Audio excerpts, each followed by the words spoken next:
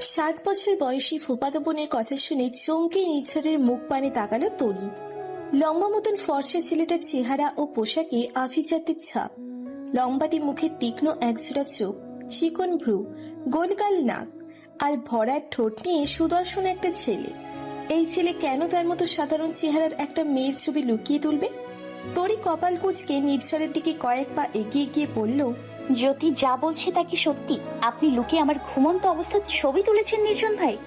আর বাকি অংশটুকু উচ্চারণ করতে পারল না তরি। তার প্রশ্নে নির্ঝর গলায় ঝুলানো দামি ক্যামেরার দিকে এক পলক তাকালো। দাঁত চেপে চোখ সরু করে জ্যোতির দিকে তাকাতে জ্যোতি ভয় পেয়ে দৌড়ে পালালো। জ্যোতির গমন পথের থেকে দৃষ্টি সরিয়ে মাথার ঘন চুলে একবার আঙুল চালালো সে। তারপর বিরক্তি প্রকাশ করে বলল, তুমি কি নিজেকে মিস ডায়না ভাবো তরি? আমাদের ভয়েস অফ নয়ন ইউটিউব চ্যানেলের রোমান্টিক লাভ স্টোরি গল্প শুনতে এখনই আমাদের চ্যানেলটি সাবস্ক্রাইব করে রাখুন। ধন্যবাদ।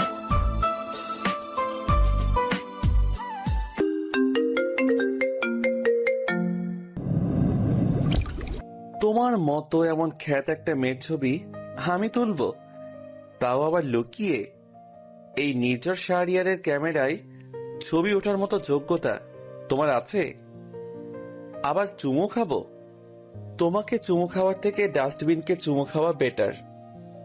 মুহূর্তে তরির মুখটা কালো হয়ে গেল। কালবৈশাখী ঝড়ের ঘন কৃষ্ণ মেঘে ঢেকে গেল মনের আকাশ।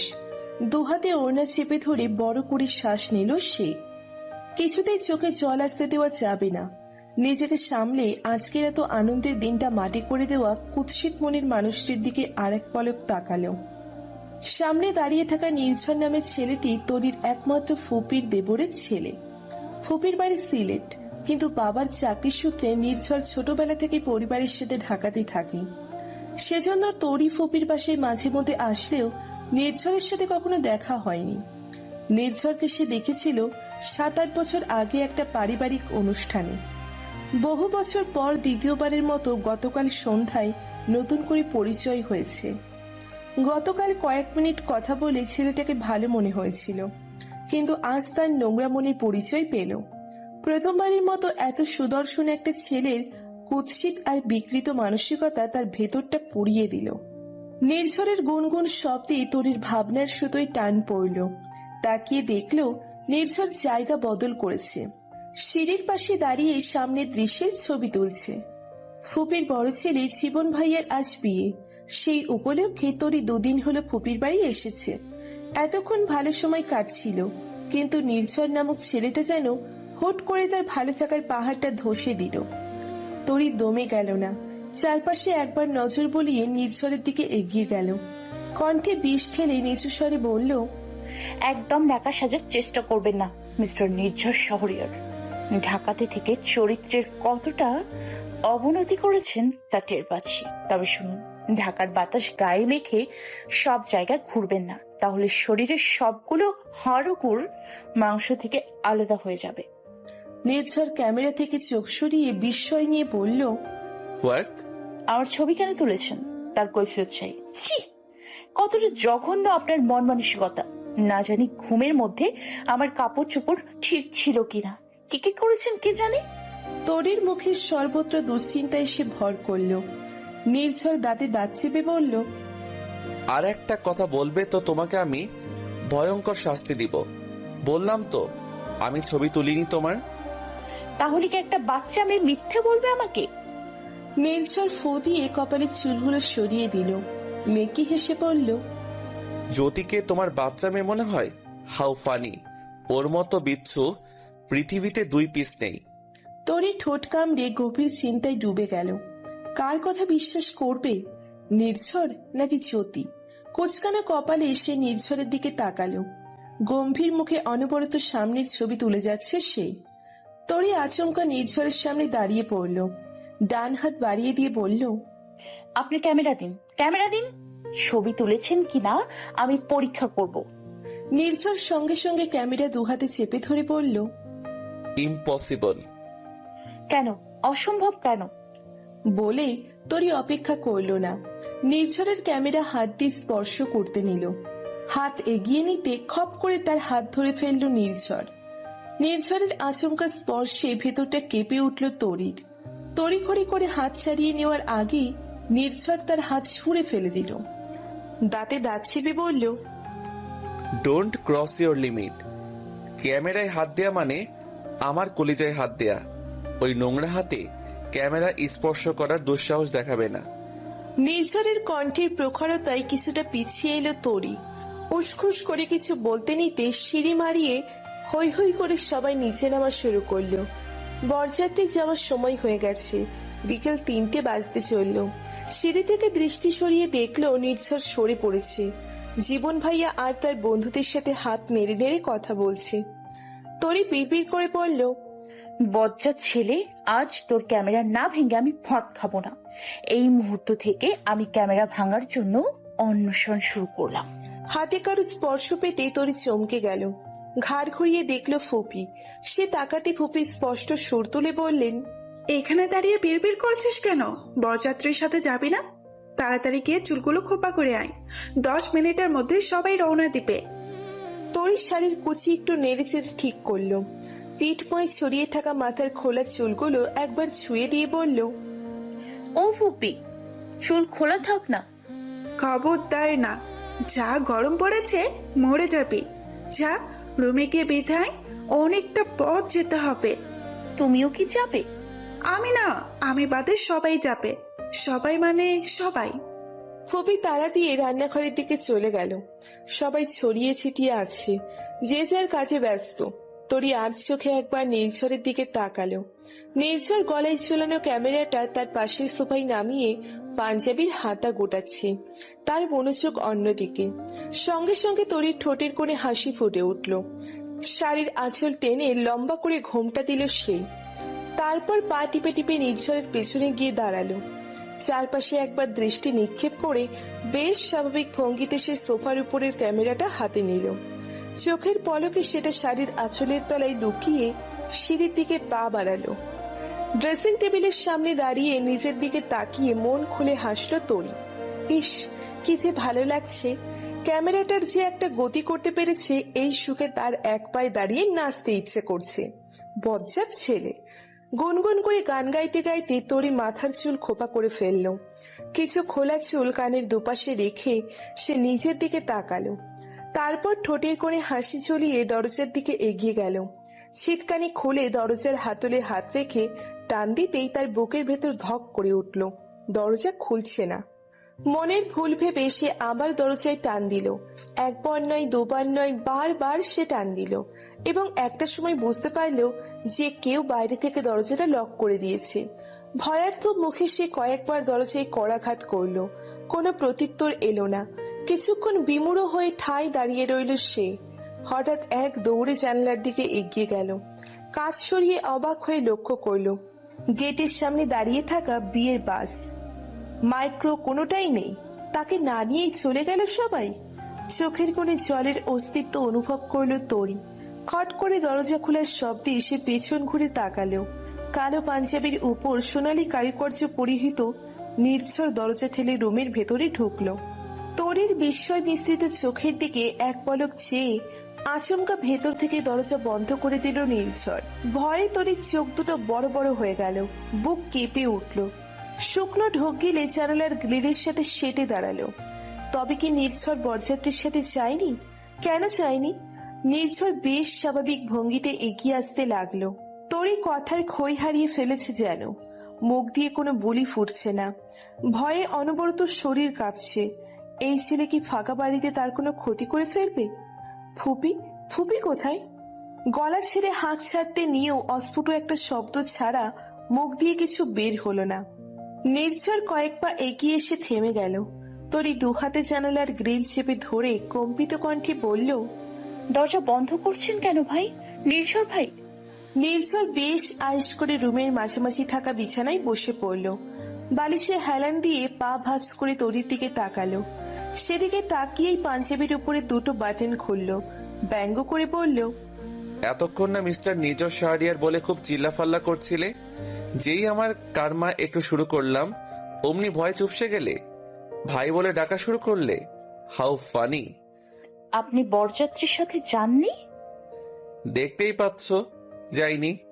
কেন যাননি? নির্ঝর সে প্রশ্নের উত্তর দিল না। তরি পরিস্থিতি স্বাভাবিক করার জন্য জোরপূর্বক মুখে হাসি টেনে বলল, নিশ্চয়ই গাড়ি মিস করেছেন, এখনো সময় আছে, চলে যান। যাওয়ার হলে অনেক আগেই যেতাম। আমারও যাওয়া হলো না, কে জানে বাইরে থেকে দরজা লক করে দিয়েছিল। ওই মহৎ কাজটা আমি করেছি। নির্ঝরের অতিরিক্ত শীতল কণ্ঠ তরির শরীরে কাঁপুনি ধরিয়ে দিল। বিস্ফোরিত নেত্রে নির্ঝরের দিকে চেয়ে রইল কিছুক্ষণ, অবাক কণ্ঠে বলল, কি? আপনি বাইরে থেকে দরজা লক করে রেখেছিলেন কেন? দরকার আছে। যাওয়ার সময় কেউ খোঁজ করেনি আমার? কেউ না করলে অন্তত ফুপির তো করার কথা। অনেকেই খোঁজ করেছিল, সবাইকে অনেক গুছিয়ে সত্যের মতো করে মিথ্যে বলেছি। আর ফুপি, বড় মা তো সিঁড়ি দিয়ে উঠার সময়ও জিজ্ঞেস করেছে তুমি গিয়েছো কিনা। বলেছি তুমি জীবন ভাইয়ার গাড়িতে চলে গেছো। তরির মুখে সর্বত্র রাগ ফুটে উঠল। এই বদমাইশ ছেলে চাই কি? একে জানালা দিয়ে ছুঁড়ে ফেলে দিতে পারলে একটু শান্তি পেত। কনের বাড়িতে গিয়ে সবাই কত হই হুল্লোড় আর মজা করছে, আর সে একটা বদ ছেলের সাথে এক রুমে মনে পড়তে তরি দ্রুত জানালা থেকে সরে আসলো। নির্ঝরের দিকে আঙুল উঁচিয়ে আবার নামিয়ে নিল সে। দরজার দিকে পা বাড়াতে নির্ঝর ঝড়ের গতিতে সামনে এসে তার পথ আগলে দাঁড়ালো। তরি কপাল কুঁচকে তাকাতে সে বলল, পালাচ্ছ কোথায় তরি রানী? বললাম না দরকার আছে। তরি ভীত সন্ত্রস্ত হয়ে ধীর পায়ে পিছিয়ে গেল। ফের জানালা ঘেঁষে দাঁড়িয়ে পায়ের নখ দিয়ে ফ্লোর খোঁটা শুরু করলো। নির্ঝর পাঞ্জাবির হাতা গুটিয়ে আবার বিছানায় গিয়ে বসলো। কিছুক্ষণ কেউ কোনো কথা বলল না। নীরবতা ভেঙে তরি মুখ তুলে তাকালো। নির্ঝরের মুখপানে তাকিয়ে বিরক্তি মাখা কণ্ঠে বলল, কি দরকার বলছেন না কেন? কোনো হেল্প লাগবে? এ বাড়িতে কিছু খুঁজে পাচ্ছেন না? টিস্যু লাগবে? Toilet tissue? তরির হড়বড় করে বলা এক গাদা প্রশ্নে নির্ঝর চট করে বিছানা ছেড়ে উঠে দাঁড়ালো। তরির দিকে ক্ষিপ্ত পায়ে এগিয়ে এসে বলল, আমার ক্যামেরা কোথায়? তরি ফুস করে নিভে গেল। ক্যামেরা? তার ঘূর্ণায়মান চোখ দুটো আশেপাশে উত্তরণের পথ খুঁজল। না পেয়ে ভয়ার্ত চোখে এক পলক নির্ঝরের দিকে তাকালো। নির্ঝরের রাগান্বিত রূপ দেখে ভীত হলেও নিজেকে স্বাভাবিক রেখে বলল, ক্যামেরা? কোন ক্যামেরা? নির্ঝর আরো দুপা এগিয়ে এলো। তরির এক হাত সামনে এসে থেমে বলল, কোন ক্যামেরা জানো না? না। আমার গলায় ঝুলানো যে ক্যামেরাটি রেখেছিলে সেটা কোথায়? তরির শাড়ির আঁচল টেনে টুনে নিজেকে সম্পূর্ণ ঢেকে ফেললো। জিহ্বা দিয়ে শুষ্ক ঠোঁটচোরা ভিজিয়ে বলল, ভারী অদ্ভুত তো আপনি। আমি কিভাবে বলবো আপনার ক্যামেরা কোথায়? অদ্ভুত? আমি কতটা অদ্ভুত তা টের পাবে যদি আমার ক্যামেরা ঠিকঠাক মতো ফেরত না দাও। আমার ক্যামেরা কোথায়? বললাম তো আমি জানি না। তরি জানালার পাশ থেকে সরে আসতে চাইলো। ডান দিকে পা বাড়াতেই নির্ঝর আরো এগিয়ে এলো। নির্ঝরকে এত কাছে অনুভব করে তরির কলিজা কেঁপে উঠল। ভয়ে, অজানা আতঙ্কে কাঁপা কাঁপা কণ্ঠে বলল, এত কাছে আসছেন কেন? নির্ঝর আরো একটু এগিয়ে এলো।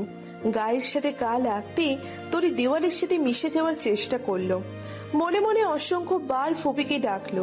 ফুপি এলেই সে এখান থেকে বের হতে পারবে। আতঙ্কে মাথা ঘুরছে তার, পা ধরে আসছে, শরীরের ভর রাখতে পারছে না। যখন তখন পড়ে যাবে হয়তো।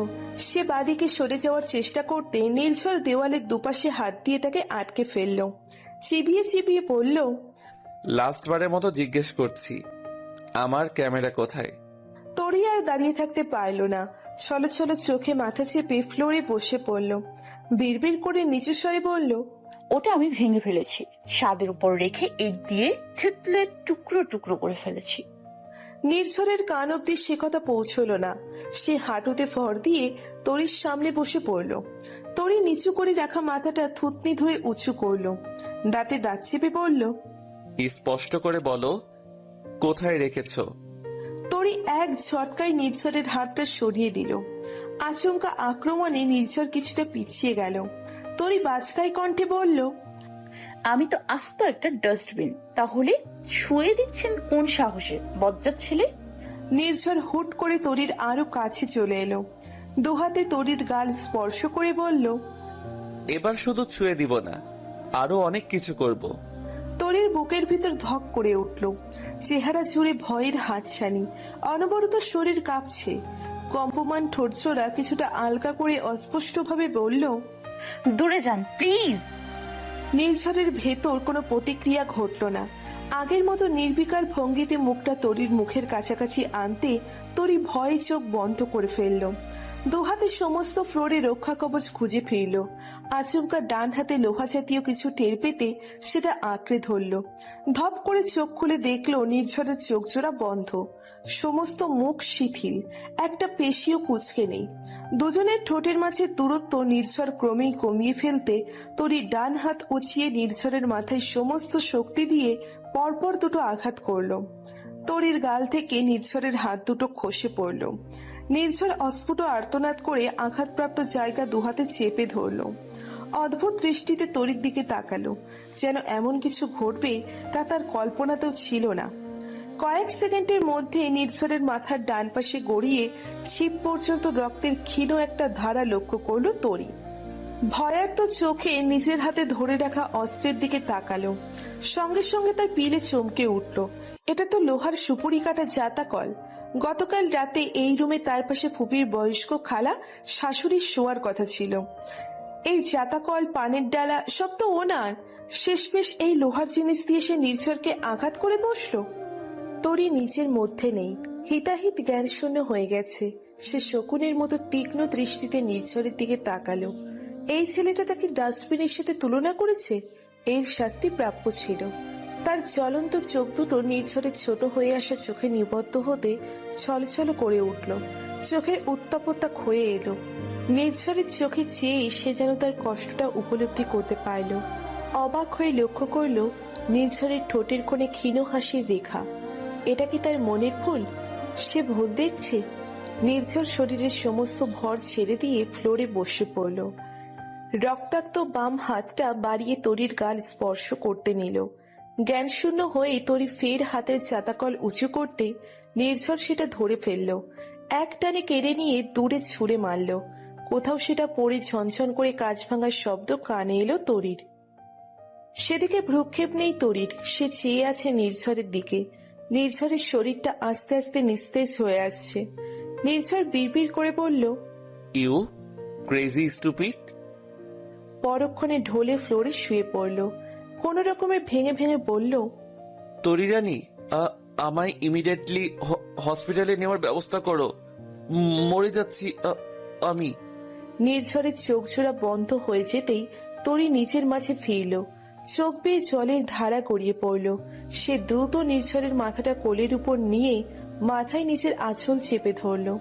রক্তের ধারা বন্ধ হচ্ছে না কেন? এতটা আঘাত করে বসলো। দরজায় কেউ অনবরত ধাক্কা দিচ্ছে। জোরে সোরে কয়েকবার ধাক্কার পরপরই তরি ফুপির কণ্ঠ শুনতে পেল। তার ফুপি মমতাজ বেগম চিন্তিত কণ্ঠে বারবার বলছেন, নির্ঝর, ঠিক আছিস বাবা? কি হয়েছে? মাথা ব্যথা কমেনি? দরজা খুলতো, কাঁচ ভাঙার শব্দ পেলাম মনে হয়। তরি নির্ঝরের মাথাটা কোল থেকে নামিয়ে দরজার দিকে দিল এক ছুট। ছিটকেনি খুলি কাঁদতে কাঁদতে বলল, ফুপি, নির্ঝর ভাই মরে যাচ্ছে, হসপিটাল নিতে হবে। মমতাজ বেগমের কপালে চিন্তার বলিরেখা ফুটে উঠল। ভেতরে উকি না দিয়ে অবাক হয়ে বলল, তোরা দুজন এক রুমে দরজা বন্ধ করে কি করছিলি রে? তরি, তুই বরযাত্রীর সাথে যাসনি? তরি তৎক্ষণাৎ উত্তর দিতে পারল না। তার হাত পা কাঁপছে, চেহারায় বিধ্বস্ত ভাব। মমতাজ বেগমের সন্দিহান দৃষ্টি উপেক্ষা করে তার হাত ধরে রুমের ভেতর টেনে নিয়ে গেল সে।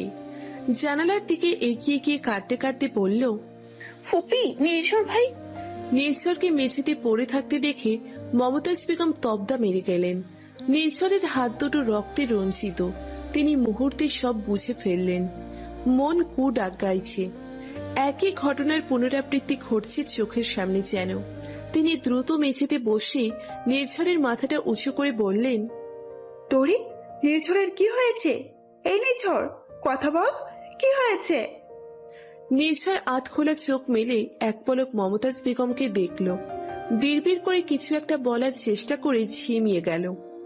তরি হাতের কাছে থেকে একটা ওড়না এনে কম্পমান হাতে নির্ঝরের পাশে বসে মাথাটা শক্ত করে বেঁধে দিল। ফুপির দিকে চোখ পড়তেই চোখের দৃষ্টি অসহায় হয়ে আসলো, যেন বলতে চাইছে ভুল হয়ে গেছে আমার, এতটা আঘাত করতে চাইনি। মমতাজ বেগম তীক্ষ্ণ দৃষ্টি মেলে চারপাশ পর্যবেক্ষণ করে অনেক কিছু বুঝে ফেললেন, কিন্তু তার মন সায় দিচ্ছে না। নির্ঝরকে ছোটবেলা থেকে দেখে আসছে, নির্ঝর তো এমন ছেলে নয় যে তরিকে একা পেয়ে কিছু করে বসবে। না, এটা হতেই পারে না। তিনি আর গভীর চিন্তায় গেলেন না। নির্ঝরকে হসপিটালে নিতে হবে। ঝটপট উঠে দাঁড়িয়ে নির্ঝরকে উঁচু করার চেষ্টা করলেন, সফল হলেন না। নির্ঝরের ভারী শরীর একা সামাল দিতে না পেরে তরির দিকে চেয়ে বললেন, কি হয়েছে সব আমি পরে শুনবো। তরি, নির্ঝরকে ধর, এখন হাসপাতালে নিতে হবে তাড়াতাড়ি। তরি শাড়ির আঁচল কোমরে গুজে নির্ঝরের ডান হাতটা নিজের কাঁধের পাশ দিয়ে গলা পর্যন্ত এনে চেপে ধরল। আরেক হাতে নির্ঝরকে আগলে ভাঙা গলায় বলল, চলো ফুপি। দুজন দুপাশ থেকে ধরে অনেক কষ্টে সিঁড়ি দিয়ে নামালো নির্ঝরকে। গেটের সামনে রাস্তায় দাঁড়িয়ে মনে পড়ল নির্ঝরকে ডাক্তারের কাছে নিবে কিভাবে। কোনো গাড়ি চোখে পড়ছে না। তরি ছলছল দৃষ্টিতে নির্ঝরের দিকে তাকালো। নির্ঝরের চোখ আধ খোলা, তার দিকেই তাকিয়ে আছে। ঠোঁটের কোণে এখনো স্মিত হাসি, যেন সে আশেপাশের পরিবেশ তাকে নিয়ে এত ব্যস্ততা চরম উপভোগ করছে। তরির চোখের জল এখনো শুকায়নি, মুখে ভেজে একটা পানির ধারা এখনো স্পষ্ট।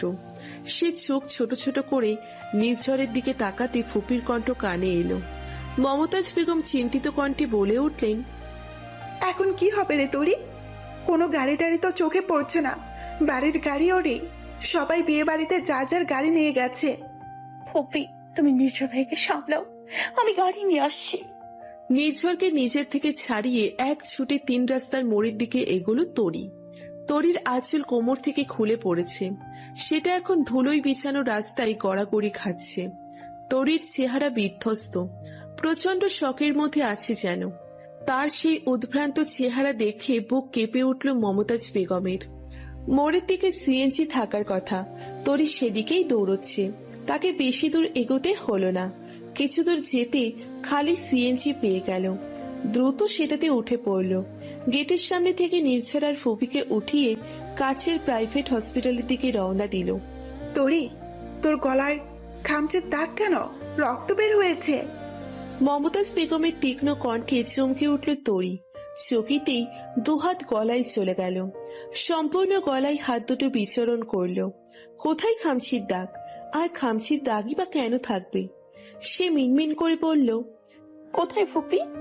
মমতাজ বেগম চোখের ইশারা করতেই তরি ডান হাতটা কাঁধের কাছে নিয়ে গেল।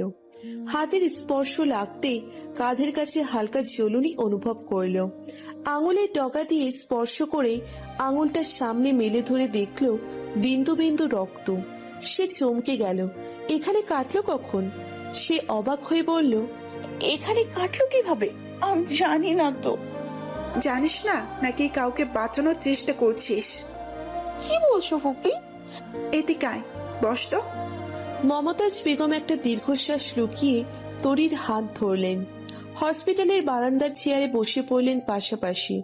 তিনি হিসাব মিলাতে পারছেন না, মাথার ভেতর অসংখ্য প্রশ্ন ঘুরপাক খাচ্ছে। তরি মেয়ে মানুষ, ওর সাথে ভয়ঙ্কর কিছু ঘটলে বা কেউ চেষ্টা চরিত্র করলে সেটা ওর জন্য দুর্বিষহ হয়ে উঠবে। মন থেকে কিছুতেই মুছতে পারবে না। ও ধীরে ধীরে অসুস্থ হয়ে পড়বে, মেন্টালি সিক হয়ে যাবে। আবার মনে হচ্ছে নির্ঝরের মতো ছেলে তো তরির সাথে ধস্তাধস্তি করতে পারে না। এসব প্রশ্নের উত্তর একমাত্র তরি দিতে পারবে। তিনি মাথা ঘুরিয়ে একবার হসপিটালের 307 নম্বর কেবিনের দিকে তাকালেন। এই কেবিনে নির্ঝরের চিকিৎসা চলছে। ফোঁস করে নিঃশ্বাস ছেড়ে তরির দিকে ঘুরে আশ্বস্তের সুরে বললেন, তরিমা, কি হয়েছে সব আমায় সঠিক করে বলতো, কোনো বাদ রাখবি না। তরির আবার চোখ ভিজে উঠল, ঠোঁট কামড়ে কান্না থামানোর চেষ্টা চালিয়ে গেল। মিনিট 2 পর কম্পিত কণ্ঠে সবটা খুলে বলল, নির্ঝরের ছবি তোলার ঘটনা থেকে শুরু করে সবটা। চোখের কোণ বেয়ে পানির ধারা গড়িয়ে পড়ল তরির। ফুপিকে মৌনাবস্থায় দেখে বুক কেঁপে উঠল তার। সে কি ভুল কিছু করে ফেলেছে? নিঃশব্দে পুরো চোখের জল এবার কান্নায় রূপ নিল। ফুপিয়ে কাঁদতে কাঁদতে বলল, নির্ঝর ভাই আমার গাল চেপে ধরেছিল, মুখটা খুব কাছে এনেছিল। ভয় পেয়ে আমি আঘাত করে ফেলেছি। এতটা জোরে করতে চাইনি ফুপি, কিভাবে যেন এতটা জোরে হয়ে গেছে। আমি ভয় পেয়ে গিয়েছিলাম ফুপি, প্রচন্ড ভয় পেয়ে গিয়েছিলাম ফুপি। তরির কান্নার বেগ বেড়ে যেতে মমতাজ বেগম তাকে দুহাতে বুকে জড়িয়ে নিলেন। তার চোখের কোণে পানির আভাস টের পেলেন। তরির কান্নারত মুখ তার অতি প্রিয় কোনো মুখ স্মরণ করিয়ে দিচ্ছে বারবার। সেই প্রিয় মুখটিও যে সেদিন এভাবে কান্না করেছিল, তাকে জড়িয়ে বারবার বলেছিল, বুবু আমার দোষ নেই, বুবু আমি ভয় পেয়েছি, আমি প্রচন্ড ভয় পেয়েছি। মমতাজ বেগম তরির মুখটা সামনে এনে চোখের জল মুছে দিলেন, তাকে স্বাভাবিক করার চেষ্টা করলেন। মলিন হেসে বললেন, সব ঠিক হয়ে যাবে, আমি সব ঠিক করে দেব, কিচ্ছু চিন্তা করিস না তুই। মুখে বললেও তিনি জানেন তরি তবুও চিন্তা করছে। এই ছোট্ট ব্যাপারটা ওর মনে প্রচন্ড প্রভাব ফেলেছে, সহজে ভুলবে না সে। এই ছোট্ট দুর্ঘটনা দুঃস্বপ্ন হয়ে তাড়া করে ফিরবে ওকে। কেউ কাছে গেলেই ওর নির্ঝরের রক্তাক্ত মুখটা চোখে পড়বে। এমনি তো হয়েছিল তার ছোট বোন মিনুর সাথে। ছোট্ট কিশোরী মিনু, তরির বয়সী প্রায়। এরকম একটা ছোট্ট ঘটনা তার সাত রঙা পৃথিবীটা ওলটপালট করে দিয়েছিল। পাগল হয়ে গিয়েছিল সে। একটা পর্যায়ে মানসিক অসুস্থতা নিয়ে এই দুনিয়া ছেড়ে তাদের ছেড়ে চলে গিয়েছিল। তরির মুখটা ছোটবেলা থেকে মিনুর সাথে অনেকটা মিলে যায়। হঠাৎ হঠাৎ মনে হয় এই তো ছোট্ট মিনু। মমতাজ বেগম তরিকে আবার বুকে জড়িয়ে ধরলেন। তরি প্রচন্ড নরম মনের মানুষ। মিনুর মতো দেখতে হলেও তিনি তরির ভাগ্য মিনুর ভাগ্যের মতো হতে দিবেন না, কিছুতেই না। মমতাজ বেগম কেবিনে ঢুকে দেখলেন নির্ঝর অনেকটা সুস্থ। বালিশে হেলান দিয়ে আধশোয়া হয়ে আছে। তার বাম হাতে পুশ করা স্যালাইনের বোতল প্রায় খালি হয়ে এসেছে। তিনি এগিয়ে গিয়ে নির্ঝরের কাছাকাছি টুল টেনে বসলেন। নির্ঝরের মুখে হাত বুলিয়ে স্মিত হাসলেন। চিন্তিত কণ্ঠে বললেন, এখন কেমন লাগছে রে বাবা, মাথায় ব্যথা করে? নির্ঝর সংকোচ নিয়ে বলল, না বড় মা, সুস্থ হয়ে গেছি। মমতাজ বেগম স্বস্তির নিঃশ্বাস ফেললেন। নির্ঝরের আঘাতটা অল্পের উপর দিয়ে গেছে। ডাক্তার বলেছে গুরুতর কিছু নয়, তবুও এক জায়গায় দুটো স্টিচ দিতে হয়েছে, আরেক জায়গা ফুলে ফুটবলের মতো হয়েছে। মলম লাগিয়ে মাথা ব্যান্ডেজ করে দিয়েছে। নির্ঝর হঠাৎ লজ্জিত কণ্ঠে বলল, বড় মা তরি কোথায়? বাহিরে দোকানে খাবার কিনতে পাঠিয়েছি। নির্ঝর আর কথা খুঁজে পেল না। কিছুক্ষণ চুপচাপ থেকে মাথা নিচু করে বলল, আসলে বড় মা, বিষয়টা যেমন ভাবছেন তেমন নয়। আমি শুধু একটু ভয় দেখাতে চেয়েছিলাম। ফিনিশিংটা এমন হবে ধারণার বাইরে ছিল পুরো। নির্ঝর শোন, তোরই গ্রামের মেয়ে, ছোটবেলা থেকে গ্রামেই বড় হয়েছে। ও আর 10-20টা মেয়ের মতো এত বুদ্ধিমতী বা ম্যাচিওর না। ওর 19 বছর প্রায় শেষের দিকে, কিন্তু চিন্তা চেতনা এখনো শিশুর সুলভ। বড় নরম মনের মানুষও, এখনো কলেজ পাশ করে উঠতে পারেনি। তাছাড়া একই বয়সে গ্রামের মেয়েদের ধ্যান ধারণা শহরের মেয়েদের ধ্যান ধারণা থেকে কয়েক গুণ কম থাকে। বয়সের তুলনায় ওরা আস্তে ধীরে অভিজ্ঞতায় সম্পূর্ণ হয়। বন্ধ ঘরে একা একটা ছেলে মানে ওদের কাছে আতঙ্ক, প্রায় মৃত্যুর কাছাকাছি যন্ত্রণা। বুঝতে পেরেছিস তো?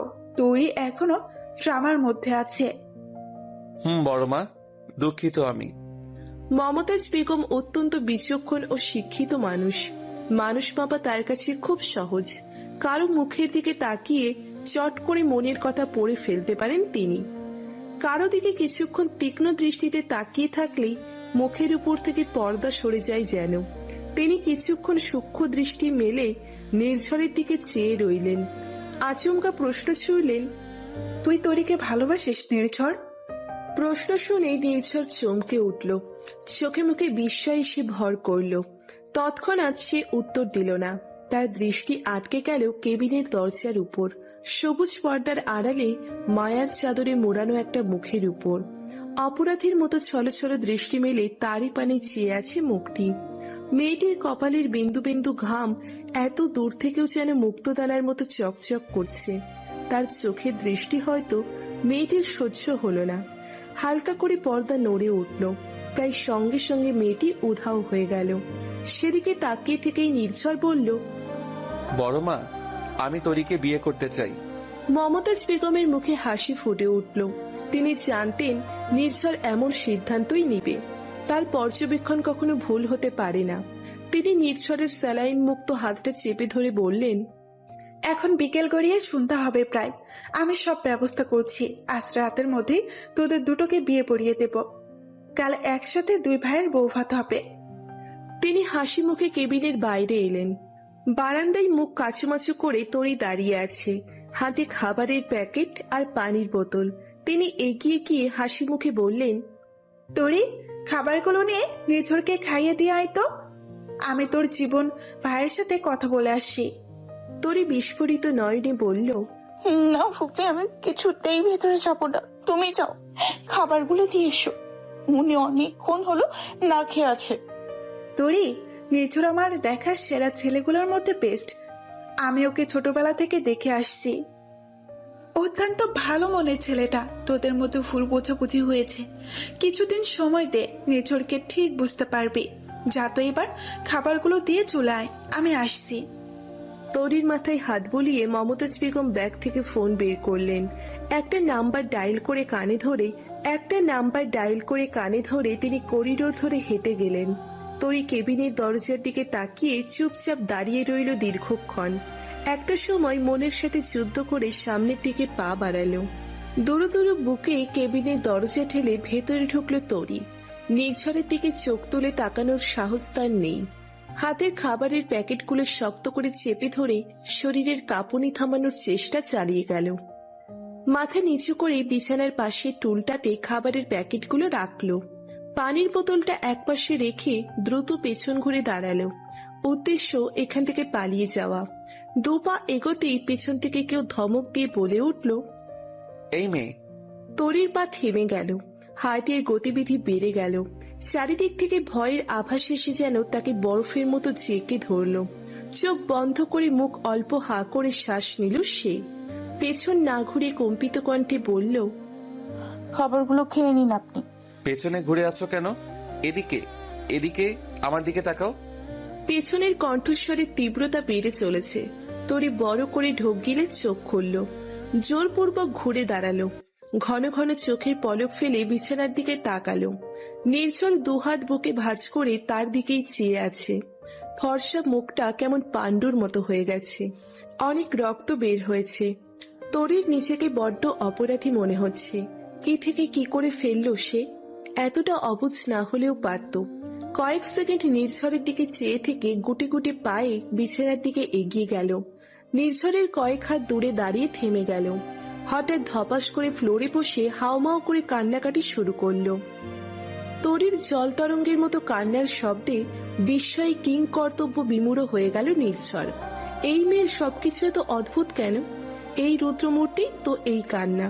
সে ঝটপট তরির দিকে এগিয়ে আসতে নিতে তরির কান্না মিশ্রিত নাকি সুর কানে এলো। তরি কাঁদতে কাঁদতে বলল, আমি ভেবেছিলাম আপনি মরে গেছেন। এতটা সময় সারাক্ষণ মাথার মধ্যে ঘুরছিল যে আমি একটা খুন করেছি, একটা মানুষকে মেরে ফেলেছি। কি করলাম আমি? আমি অপরাধী। আমার আমার জেল হবে, ফাঁসি হবে, সবাই ছিছি করবে। আপনি মরে নাকি ভালো করেছেন। তরির এহেন কথা শুনে নির্ঝর স্তব্ধ হয়ে গেল। আর এগিয়ে গেল না। পুনরায় বালিশের উপর হেলান দিয়ে বসে পড়ল। হাত দুটো বুকে ভাঁজ করে বলল, এই মেয়ে, কান্না করছো কেন? কে তুমি? কে তুমি? বাক্যটা কানে যেতেই তরির কান্না থেমে গেল। চোখে মুখের সর্বত্র এসে ভর করল অবাকত্ব। চোখ উল্টে বলল, কি বললেন?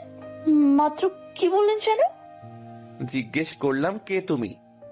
তরি এক লাফে উঠে দাঁড়ালো। হাতের উল্টো পিঠে গাল মুছে এগিয়ে এলো। বিছানার কাজ ঘেঁষে দাঁড়িয়ে নির্ঝরের দিকে সামান্য ঝুঁকে দাঁড়ালো। নিজের মুখের দিকে ডান হাতের একটা আঙুল তুলে বলল, আমায় চিনতে পারছেন না আপনি? নির্ঝর নিজের মাথাটা একটু পিছিয়ে নিল। সাবলীল ভাবে বলল, চেনার কথা নাকি?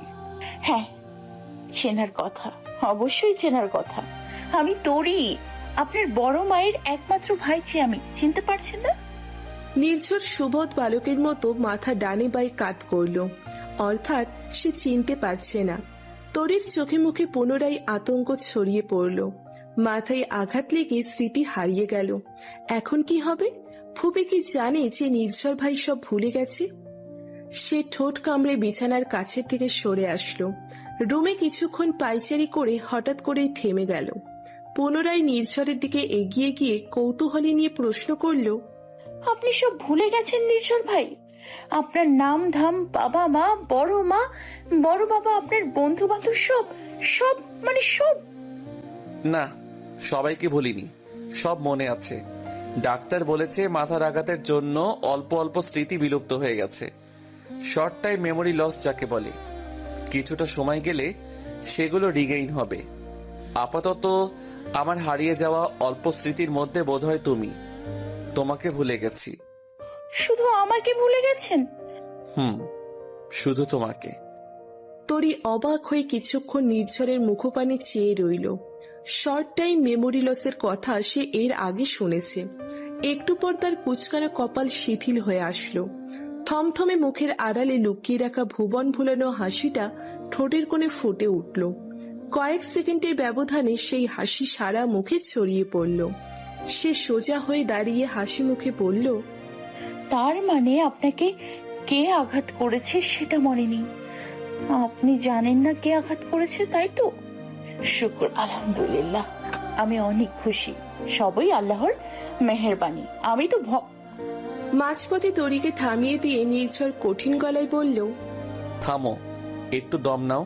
কার বদলতে আমি হসপিটালাইজড হয়েছি সেটা বড়মা বলেছে যে তরি মানে তুমি আমার মাথায় আঘাত করেছো। এবার বলো, কেন মাথায় আঘাত করেছো? কি করেছিলাম আমি? তরির মুখটা চুপসে গেল।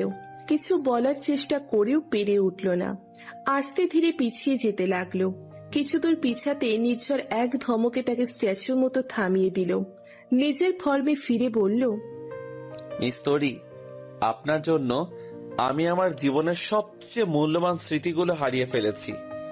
আমার মস্তিষ্কের ধারণ ক্ষমতা কমে গেছে। এখন আমি সহজে কিছু মনে রাখতে পারবো না। মাঝে মধ্যে সব ভুলে যাব। এখন আপনি বলুন, আমার মতো এমন স্মৃতিকানা মানুষকে কে বিয়ে করবে? কে আমার সারা জীবনের দায়িত্ব নিবে? তরি কাঁদো কাঁদো স্বরে হাত জোর করে বলল, খুবই দুঃখিত, আমায় ক্ষমা করুন, প্লিজ মাফ করে দিন। নির্ঝর বাজখাই গলায় বলে উঠল, মাফ করার প্রশ্নই আসে না। স্মৃতি হারানো এই নির্ঝর শাহরিয়ারের দায়িত্ব তুমি নিবে সারা জীবনের জন্য, বুঝতে পেরেছো? কি? হ্যাঁ, তুমি কিভাবে দায়িত্ব নিবে সেটা জানি না। দায়িত্ব তোমাকে নিতেই হবে, না হলে মার্ডার কেসের আসামি করে জেলের ফুটবল সম ভাত খাইয়ে ছাড়বো। জেলের ভাত গলা দিয়ে নামবে তো? আমি কিভাবে দায়িত্ব নিব? নির্ঝর বিছানা ছেড়ে উঠতে নিতে মাথায় একটা চক্কর দিয়ে উঠল। এক হাতে বিছানার চাদর খামছে ভারসাম্য বজায় রাখলো, আর এক হাতে মাথায় স্পর্শ করে চাপা আর্তনাদ করে। তরি বাতাসের গতিতে এগিয়ে গেল। নির্ঝরের দু কাঁধ চেপে ধরে ভয়ানক চিন্তিত গলায় বলল, এমন নড়াচড়া করছেন কেন আপনি? চুপচাপ শুয়ে থাকুন। নির্ঝর শরীর দুলিয়ে তরিকে ছাড়ানোর চেষ্টা করল। কপাল কুঁচকে বলল, চুপচাপ শুয়ে থাকবো মানে? আমি চুপচাপ শুয়ে থাকার অবস্থায় আছি নাকি? স্মৃতিকানা হয়ে গেছি, বউ পাবো না এখন আমি। কেউ বিয়ে করবে না আমায় এখন, বুঝতে পেরেছো তুমি? আমাকে সারা জীবন চোখ বুড়ো মানে আই বুড়ো থাকতে হবে। তরি একের পর এক বিস্ময়ের ঢেউয়ে তোলপাড় হয়ে যাচ্ছে। অল্প সময়ের ব্যবধানে এত এত ঘটনা মস্তিষ্কে নিতে পারছে না। সে হাঁপিয়ে উঠেছে। নির্ঝর শাহরিয়ারের কোনো চরিত্র এটা? এটা তো তার স্বভাব বহির্ভূত মনে হচ্ছে। এত কথা তো উনি বলার মতো মানুষ নয়। মাথায় আঘাত পেয়ে নির্ঝর কি পাগল হয়ে গেছে, নাকি সে আঘাত করে সে নিজেই পাগল হয়ে গেছে? চারপাশ কেমন অদ্ভুত মনে হচ্ছে। তরির আত্মবিশ্বাসে যেন চির ধরেছে। সে অগোছালো ভাবে নির্ঝরের কাঁধের কাছে খামচে ধরল, জোরপূর্বক বিছানায় শুইয়ে দিয়ে বলল, এভাবে শুয়ে থাকুন। থাকবো না, তুমি হাত সরাও, ব্যথা পাচ্ছি। নখ দিয়ে মাংস তুলে নেবে নাকি? আচমকা তরির নিজের কাঁধের কথা স্মরণে এলো। সিঁড়ি দিয়ে নামানোর সময় নির্ঝর এভাবে তার গলা ঘাড় আঁকড়ে ধরেছিল। তখনই বোধহয় নোক ডেবে গিয়েছিল। ভয়ে এতক্ষণ স্মরণে আসেনি। সে ইচ্ছেকৃতভাবে নির্ঝরের দুকাত শক্ত করে চেপে ধরল। কয়েক সেকেন্ড পর হাত ঢিলে করে সে সরে আসতে নিল। তৎক্ষণাৎ নির্ঝর দুপুর বেলার মতো খপ করে তার ডান হাত ধরে ফেলল। তরি প্রশ্নাতুর দৃষ্টিতে তাকাতে নির্ঝর বলে উঠল, আমি তোমাকে বিয়ে করতে চাই, এক্ষুনি। আমার সাথে সাথে 3 বার বলো, বলো কবুল কবুল কবুল। তরির চোখে মুখে কাঠিন্যতা ভর করল। হাত ছাড়ানোর চেষ্টা করতে করতে বলল, বিয়ে করবো আপনাকে? কিশমিন কালেও না। হাত ছাড়ুন। এভাবে কবুল বলে বিয়ে হয়ে যায়? কোন বলদ বলেছে আপনাকে কবুল বলে বিয়ে হয়ে যায়? কবুল বলবো না আমি।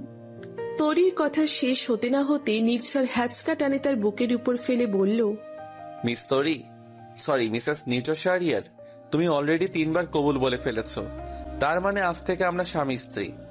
তরি অবাক হয়ে কয়েক সেকেন্ড নির্ঝরের চোখের দিকে চেয়ে রইল। নির্ঝরের তীক্ষ্ণ চোখজোড়া যেন অনেক কিছুই বলতে চাইছে। সে চোখ সরিয়ে নিল। নিজেকে নির্ঝরের বুকের উপর অনুভব করে দ্রুত সরে আসতে চাইল। নির্ঝর ঠোঁটের কোণে পুরনো সেই স্মিত হাসি ধরে রেখে তার পিঠের কাছের হাতটা আরো শক্ত করল। তরি তাতে দাঁত চেপে বলল, মিস্টার নির্ঝর শাহরিয়ার, 1 সেকেন্ডের মধ্যে আমায় ছাড়ুন, না হলে কিন্তু এবার সত্যি সত্যি খুন করে ফেলবো। করো না, প্লিজ খুন করো।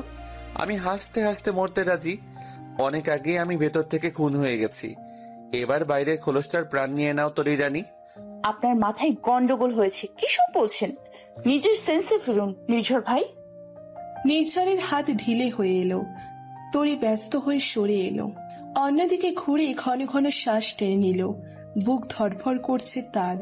একটুর জন্য প্রাণবায়ু বের হয়ে যায়নি। কেবিনে পিনপতন নিরাপত্তা বিরাজমান। একে অপরের শ্বাস প্রশ্বাসের শব্দহীন আনাগোনা ব্যতীত রুম নিস্তব্ধ। ভারী বাতাসের সাথে হালকা ফিনাইলের গন্ধ এসে নাকে লাগছে। কেবিনের দক্ষিণে জানালা দিয়ে ঝিরিঝিরি শীতল বাতাসে সে ছুঁয়ে দিয়ে যাচ্ছে। হালকা সে বাতাসে জানালার সবুজ পর্দাগুলো মৃদু কাঁপছে। জানালার ওপাশে সন্ধ্যা নেমে গেছে। বাইরের সেই নিস্তব্ধ অন্ধকারের দিকে চেয়ে নির্ঝর ভারী গলায় বলল, আমায় বিয়ে করবে তরি? আল্লাহর কালামকে সাক্ষী করে সত্যি সত্যি আমার স্ত্রী হবে? নির্ঝরের ভারী কণ্ঠ আরো পর্বতসম হয়ে তরির কানে পৌঁছল। নির্ঝরের এই কণ্ঠের সাথে তার পূর্ব পরিচয় নেই। এই কণ্ঠ যে দ্বিধাহীনভাবে সত্যতা বহন করে। মানুষটার আকুতিতে যে মজার ছিটে ফোটার রেশ নেই। এই অম্লান সত্যতা যাচাই করতে পেরে তরির বুক কেঁপে উঠল। সে নির্ঝরের দিকে না তাকিয়ে বুঝতে পারল নির্ঝর তার উত্তরের অপেক্ষা করছে। মনকে শক্ত করে খুব দ্রুত সে মস্তিষ্কে উত্তর সাজিয়ে নিল। হাতের আঙ্গুল মুঠো করে সে নির্ঝরের দিকে ঘুরে দাঁড়ালো। নির্ঝরের মলিন দৃষ্টি এখনো জানালার ওপাশে। তরি মৃদু হেসে মুখ খুলতে নিতেই রুমের নিস্তব্ধতার পর্দা ছিঁড়ে টুংটাং আওয়াজ বেজে উঠল। ফোনের কর্কশ রিংটোনের আওয়াজ একটানা বেজেই চলেছে। সেই আওয়াজে নির্ঝর তরি দুজনে একে অপরের দিকে তাকালো। ভ্রু কুচকে নির্ঝর পাঞ্জাবির পকেটে হাত দিলে নিজের ফোন খুঁজল। পাঞ্জাবির পকেটে না পেয়ে প্যান্টির পকেটে হাতড়াতে পেয়ে গেল। ফোনটা বের করে দেখলো তার ফোন বাজছে না। তাছাড়া এই রিংটন তার ফোনের নয়। টোনটা কোনো বাটন ফোনের থেকে আসছে। সন্দিহান দৃষ্টিতে সে তরির দিকে তাকালো। তরির মুখে রক্ত শূন্য হয়ে গেছে। গোল গোল ভয়ার্ত চোখজোড়া তারই পানে চেয়ে আছে। হাত দুটো কোমরের কাছে কিছু চেপে ধরে আছে। নির্ঝর হতাশ সুরে বলল, ফোনটা বের করো। তরির মধ্যে কোনো অভিব্যক্তি লক্ষ্য করা গেল না। সে আগের মতোই দুহাত দিয়ে কোমর চেপে আছে। ইতিমধ্যে কল কেটে গেছে। বিশ্রী টোনটা মিলিয়ে যেতে তরির মুখে যেন পুনরায় রক্ত ফিরে এলো। কিন্তু বেশিক্ষণ সেই রক্ত স্থায়ী হলো না। তাকে বিপদের দ্বারক্রান্তে নিক্ষেপ করতে আর এক দফা ফোন বেজে উঠল। নির্ঝর এবার ধমকে বলে উঠল, ফোন বের করতে বলেছি তরি, নাকি আমি নিজ হাতে বের করব? তরি শাড়ির আঁচলের তলা থেকে কোমরে গুজে রাখা অল্প দামের বাটন ফোনটা বের করল। ফোনটা হাতে নিয়ে নাম চোখে পড়তে ভয়ে আত্মা শুকিয়ে গেল। আশিক ফোন করেছে। দ্বিতীয়বারের মতো ফোন কেটে গেল। নির্ঝর তরির দিকে তীক্ষ্ণ চোখে চেয়ে রইল কিছুক্ষণ। তারপর শান্ত গলায় বলল, আমার জানা মতে তোমার কোনো পার্সোনাল ফোন থাকার কথা না তোরই, তাহলে এই ফোনটা কোথায় পেলে? তরি কয়েক সেকেন্ড মৌন রইল। 1.5-2 মিনিট পর নিশ্চুপতায় ভেঙে একটানা বলল, আমি একটা ছেলেকে ভালোবাসি নির্ঝর ভাই, ওর নাম আশিক। ফোনটা ওই আমাকে দিয়েছে কথা বলার জন্য। এতদিন লুকিয়ে রেখেছিলাম, আজ ভুলে কিভাবে যেন সাইলেন্ট মোড অন হয়ে গেছে, আর আপনি ধরে ফেললেন। আমি দুঃখিত নির্ঝর ভাই, আপনাকে বিয়ে করতে পারবো না। আশিককে আমি ভীষণ ভালোবাসি। নির্ঝর কোনো প্রত্যুত্তর করল না। হাতের ফোনটা বিছানায় ফেলে রাখলো। পা টান করে আস্তে করে বালিশে মাথা রেখে শুয়ে পড়ল। পায়ের কাছের চাদরটা বুক পর্যন্ত টেনে চোখ বন্ধ করল। নির্ঝরের আকস্মিক নীরবতা সহ্য হলো না তরির। সে সামান্য এগিয়ে গিয়ে অনুরোধের স্বরে বলল, আপনার খাবারটা খেয়ে নিন নির্ঝর ভাই। ডোন্ট ডিস্টার্ব মি, আমার এখন ঘুম দরকার, চলে যাও। কিন্তু একটু নির্ঝরের গলার স্বর ভয়ানক উঁচু হয়ে গেল। রক্তচক্ষু নিয়ে চিল্লিয়ে বলল, বললাম না চোখের সামনে সরে যেতে? Just 2 seconds. 2 সেকেন্ডের মধ্যে চোখের সামনে থেকে দূর হও। নির্ঝরের ধমকে তরির চোখে জল চলে আসলো। সে কি এমন ভুল বলল যে এভাবে রিয়াক্ট করতে হবে? অপমানে তার গলা ছিঁড়ে কাঁদতে ইচ্ছে করছে। সে নির্ঝরের রাগান্বিত মুখের দিকে এক পলক চেয়ে সুরসুর করে কেবিন থেকে বের হয়ে গেল। তরির গমন পথের দিকে চেয়ে থাকতে থাকতে নির্ঝরের রক্তলাল চোখজোড়া টলমল হয়ে উঠল। চোখের মরা শুষ্ক নদী জলে পরিপূর্ণ হয়ে উঠল। হৃদয়ের পুরনো ক্ষতে যেন কেউ নতুন করে আঘাত করল। তরতাজা হয়ে উঠল। বুকের ভেতর হু হু করে উঠছে বারবার। সে তো জানতো তরি এমন উত্তর দিবে, তবুও এত কষ্ট হচ্ছে কেন আজ? তরির এত বড় সত্যিটা সে কেন মেনে নিতে পারছে না? কেন অমুক কষ্ট হচ্ছে? নির্ঝর পাঞ্জাবির হাতায় নাক মুছল। চোখ জ্বালা করছে। 2 চোখের পাতা এক করতে চোখের কার্নিশ বেয়ে জল গড়িয়ে পড়ল। ফুপি, তুমি পাগল হয়ে গেছো? কি বলছো এসব? আমি নির্ঝর ভাইকে বিয়ে করব? তুমি বলছো এসব? তরির বিস্ময় মাখা মুখ উপেক্ষা করে মমতাজ বেগম সিরিয়াস ভঙ্গিতে বলল, হ্যাঁ, আমি বলছি। কেন? নির্ঝরকে তোর পছন্দ নয়? স্মার্ট ও সুদর্শন একটা ছেলে, তীক্ষ্ণ বুদ্ধি সম্পন্ন, মাস্টার্সে অধ্যয়নরত, সাথে ভালো জব করছে। আর কি চাই তোর? তরি হাঁসফাঁস করতে করতে ফুপির সামনে থেকে সরে গেল। তারা নির্ঝরকে হসপিটাল থেকে রিলিজ করে বাড়িতে নিয়ে এসেছে ঘন্টাখানেক হলো। এর মধ্যে বিয়ের কথাবার্তাও চলছে। রুমে কিছুক্ষণ পায়চারি করে আবার মমতাজ বেগমের সামনে দাঁড়িয়ে পড়ল তরি।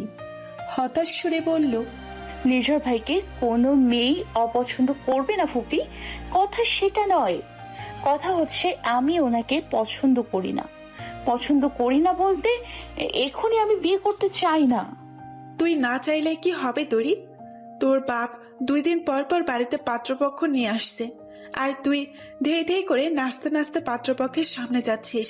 2 পক্ষ মিলে পড়ছে না বলে তোর বিয়েটা হচ্ছে না। মিল যে কোনোদিন পড়বে না তার ইয়ত্তা আছে? তার যে আমার কথা শোন মা, আমার নির্ঝরকে বিয়ে করে নে। আমি নিশ্চিত নির্ঝরের মতো করে তোকে ভালো পৃথিবীর কেউ রাখতে পারবে না। আমি রাজি হলেই হলো ফুপি। নির্ঝর ভাইয়ের বাবা মা রাজি হবে না? ওনারা আমার মতো গ্রামে বড় হওয়া, জীবনের শহর না দেখা মেয়েকে অমন ছেলের বউ করবে না নিশ্চয়ই। মমতাজ বেগম মৃদু হাসলেন।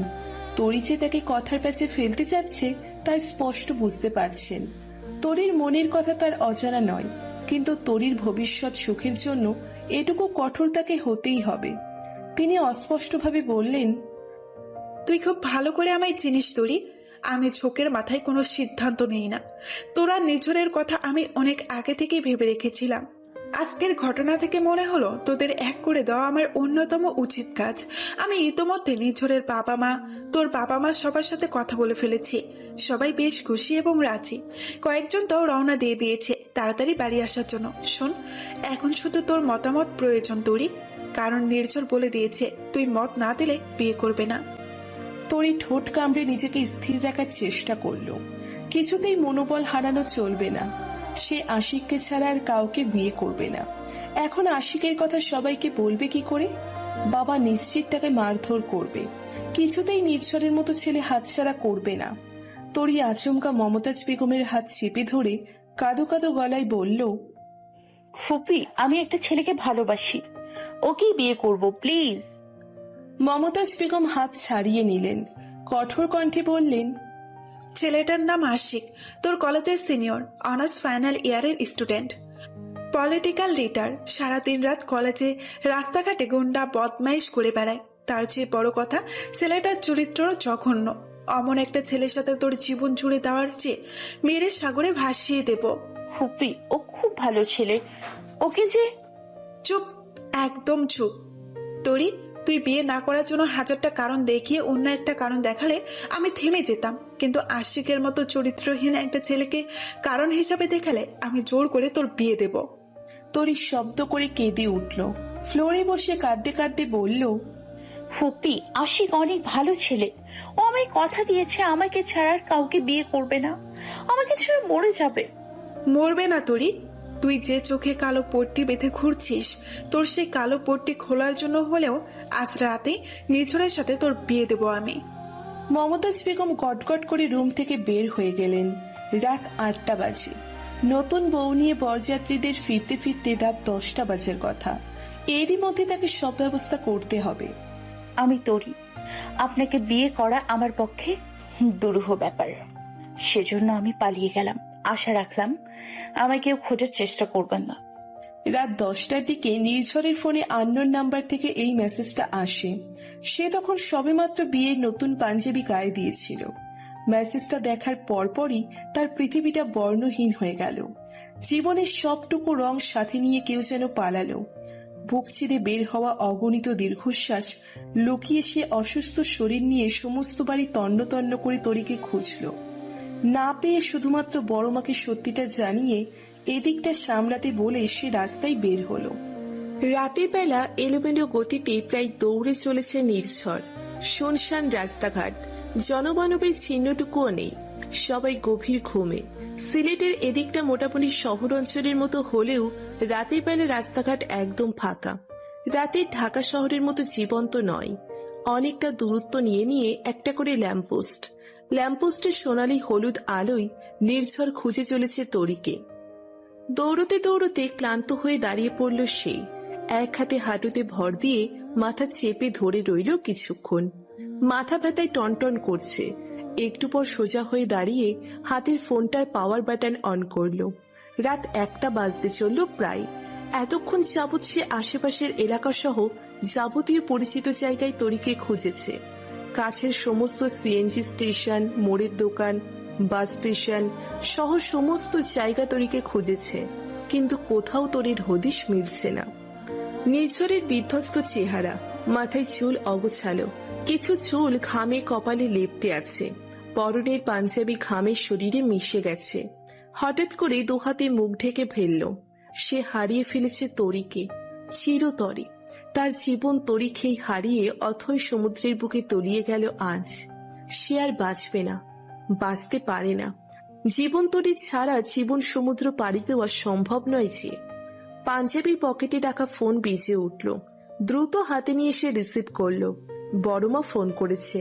সে কানে ধরে বলল, বড়মা।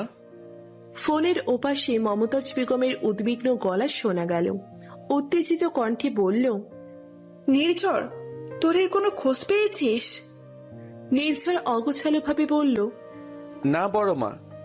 সে কি, কোথায় গেল মেয়েটা? তরিটা যে কি এক কাণ্ড করে বসলো, আমার চিন্তায় গলা শুকিয়ে আসছে। কি করবো এখন নির্ঝর?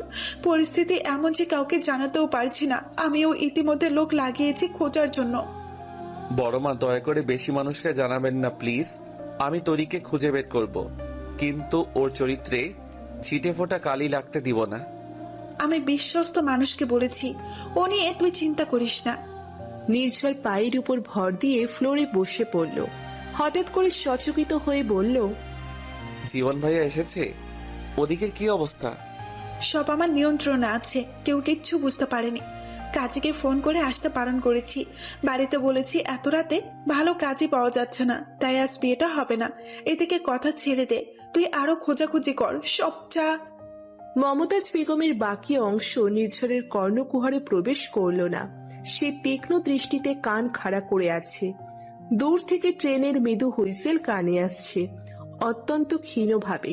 কাছেই রেল স্টেশন, আসল জায়গাতেই তো খোঁজা হয়নি।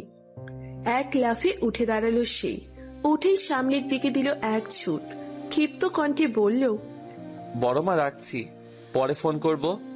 রাতের আধারে নির্ঝর দৌড়ে চলেছে, দিক বিদিক ভুলে সে ছুটছে। যতই এগোচ্ছে ট্রেনের হুইসেলের শব্দ কানে তত প্রকট হচ্ছে। রাত 1টা বাজতে চলল। ঢাকাগামী রাতের শেষ ট্রেন ছাড়ার সময় হয়ে গিয়েছে। তাকে এই ট্রেনে উঠতে হবে। এই ট্রেনেই প্রতিটা বগিতে তরিকে শেষ খোঁজা খুঁজতে হবে। নির্ঝর যখন প্রাণপণে দৌড়ে রেল স্টেশনের প্ল্যাটফর্মে পৌঁছালো, ততক্ষণে ট্রেন ছেড়ে দিয়েছে। প্ল্যাটফর্মে মানুষ নেই, সবাই বাদরের মতো জীবন মরণ হাতে নিয়ে ট্রেনের দরজা ধরে ঝুলে আছে। চলন্ত ট্রেনের এই দরজা থেকে ও দরজা, দিক বিদিক জ্ঞানশূন্য হয়ে সে ট্রেনে ওঠার চেষ্টা করলো, কিন্তু তার ট্রেনে জার্নি করার অভ্যেস নেই। অনেক ছোটাছুটি করেও একটা পা রেখে কিছু একটা ধরে ঝুলে পড়ার জায়গাটুকুও পেল না। ট্রেনের বেগ ক্রমেই বেড়ে চলেছে। ঢাকা অন্তর্গামী শেষ ট্রেন সর্পিল গতিতে বাঁক নিয়ে এগিয়ে চলেছে। নির্ঝরের ছুটে চলা শক্তির চেয়ে ট্রেনের ছুট বেড়ে গেল। শেষ বগের দরজাতেও তেল পরিমাণ ঢোকার জায়গা পেল না সে। অসহায় মুখে পরের বগের দরজার দিকে তাকিয়ে দেখে ট্রেন শেষ। এটাই শেষ বগের দরজা। তার ভাবনার মাঝে সাই করে অদৃশ্য হয়ে গেল রাতের শেষ ট্রেন। ছুটে চলল নবদিগন্তে। নির্ঝরের শরীরের সমস্ত ভর ছেড়ে দিল। এলোমেলো গতিতে এগিয়ে গিয়ে রেলওয়ের প্ল্যাটফর্মে পা ঝুলিয়ে বসে পড়ল। চারিদিক নিশ্চুপ, নিরিবিলি। রাতের এই স্টেশনের সর্বত্র একটা মন ভাঙার গল্পে ছেয়ে গেল যেন। চারপাশ মন খারাপের হাহাকারে ভরে উঠল। বাতাসের সাথে সাথে হৃদয় পোড়া গন্ধ মিশে কটু হয়ে উঠল। পাঞ্জাবের হাতা গুটিয়ে হাঁটুর উপর মাথা রেখে চোখ বন্ধ করল নির্ঝর। জীবন কত অদ্ভুত! জীবনের সবটুকু রং যার জন্য ধুয়ে মুছে যত্ন সহকারে রেখেছিল, সে নতুন রঙের ছটা না দিয়ে তার রংটুকু শুষে নিয়ে উধাও হয়ে গেল। সে রংহীন সাদা কালো জীবনটা কি করে পারি দিবে, কি করে? কেটে গেছে অনেক সময়। মাতাল বাতাসের ঝাপটায় সে ছুঁয়ে দিয়ে যেতে নির্ঝর ব্যথাতুর মাথাটা আস্তে করে উঠালো। কিছুক্ষণ রেলওয়ের দিকে চেয়ে রইল, তারপর উদ্ভ্রান্ত দৃষ্টি মেলে আশেপাশে তাকালো। হঠাৎ করেই তার চোখ আটকে গেল রেলওয়ের অপোজিটের প্ল্যাটফর্মের যাত্রী ছাউনিতে বসে থাকা মূর্তিটির উপর। বিমূঢ় হয়ে অসহায় মুখে বসে আছে একটি মেয়ে। এই মুখাকৃতি নির্ঝরের খুব পরিচিত। রাতের পর রাত সে এই মুখ দেখে কাটিয়েছে, সেজন্য দূর থেকে আবছা আলোতেও মুখটা দেখে তার চিনে ফেলতে বিন্দুমাত্র বেগ পেতে হলো না। মেয়েটা যে তরি সেটা বুঝতে পেরে মুখে প্রাপ্তির হাসি ফুটে উঠল। দুহাতে মুখ ঢেকে হু হু করে কেঁদে ফেলল নির্ঝর। নিজের প্রাণভোমরা যেন পুনরায় দেহে ফিরে এলো। সে তরিকে হারিয়ে ফেলেনি, আর হারাতে দিবে না, কিছুতেই না। সে আরো কিছুদিন বাঁচতে চায়। এই রূপ রস গন্ধ ভরা পৃথিবীতে আরো কিছুদিন প্রাণ ভরে নিঃশ্বাস নিতে চাই সে। আর তার বাঁচতে হলে আরো কিছুদিন শ্বাস নিতে চাইলে এই মেয়েটিকে তার পাশে প্রয়োজন। তাকে ছাড়া সে বাঁচবে না। পাঞ্জাবির সামনের পিঠ তুলে চোখ মুখ মুছে ফেলল নির্ঝর। কলায় টেনে উপরের বোতামগুলো ঠিক মতো লাগালো। হাতা ঠিক করে মাথার চুলগুলো হালকা করে গুছিয়ে নিল। নিজেকে ফিটফাট করে লম্বা একটা শ্বাস নিল। যথাসম্ভব স্বাভাবিক রেখে সে যাত্রী ছাউনির দিকে এগিয়ে গেল।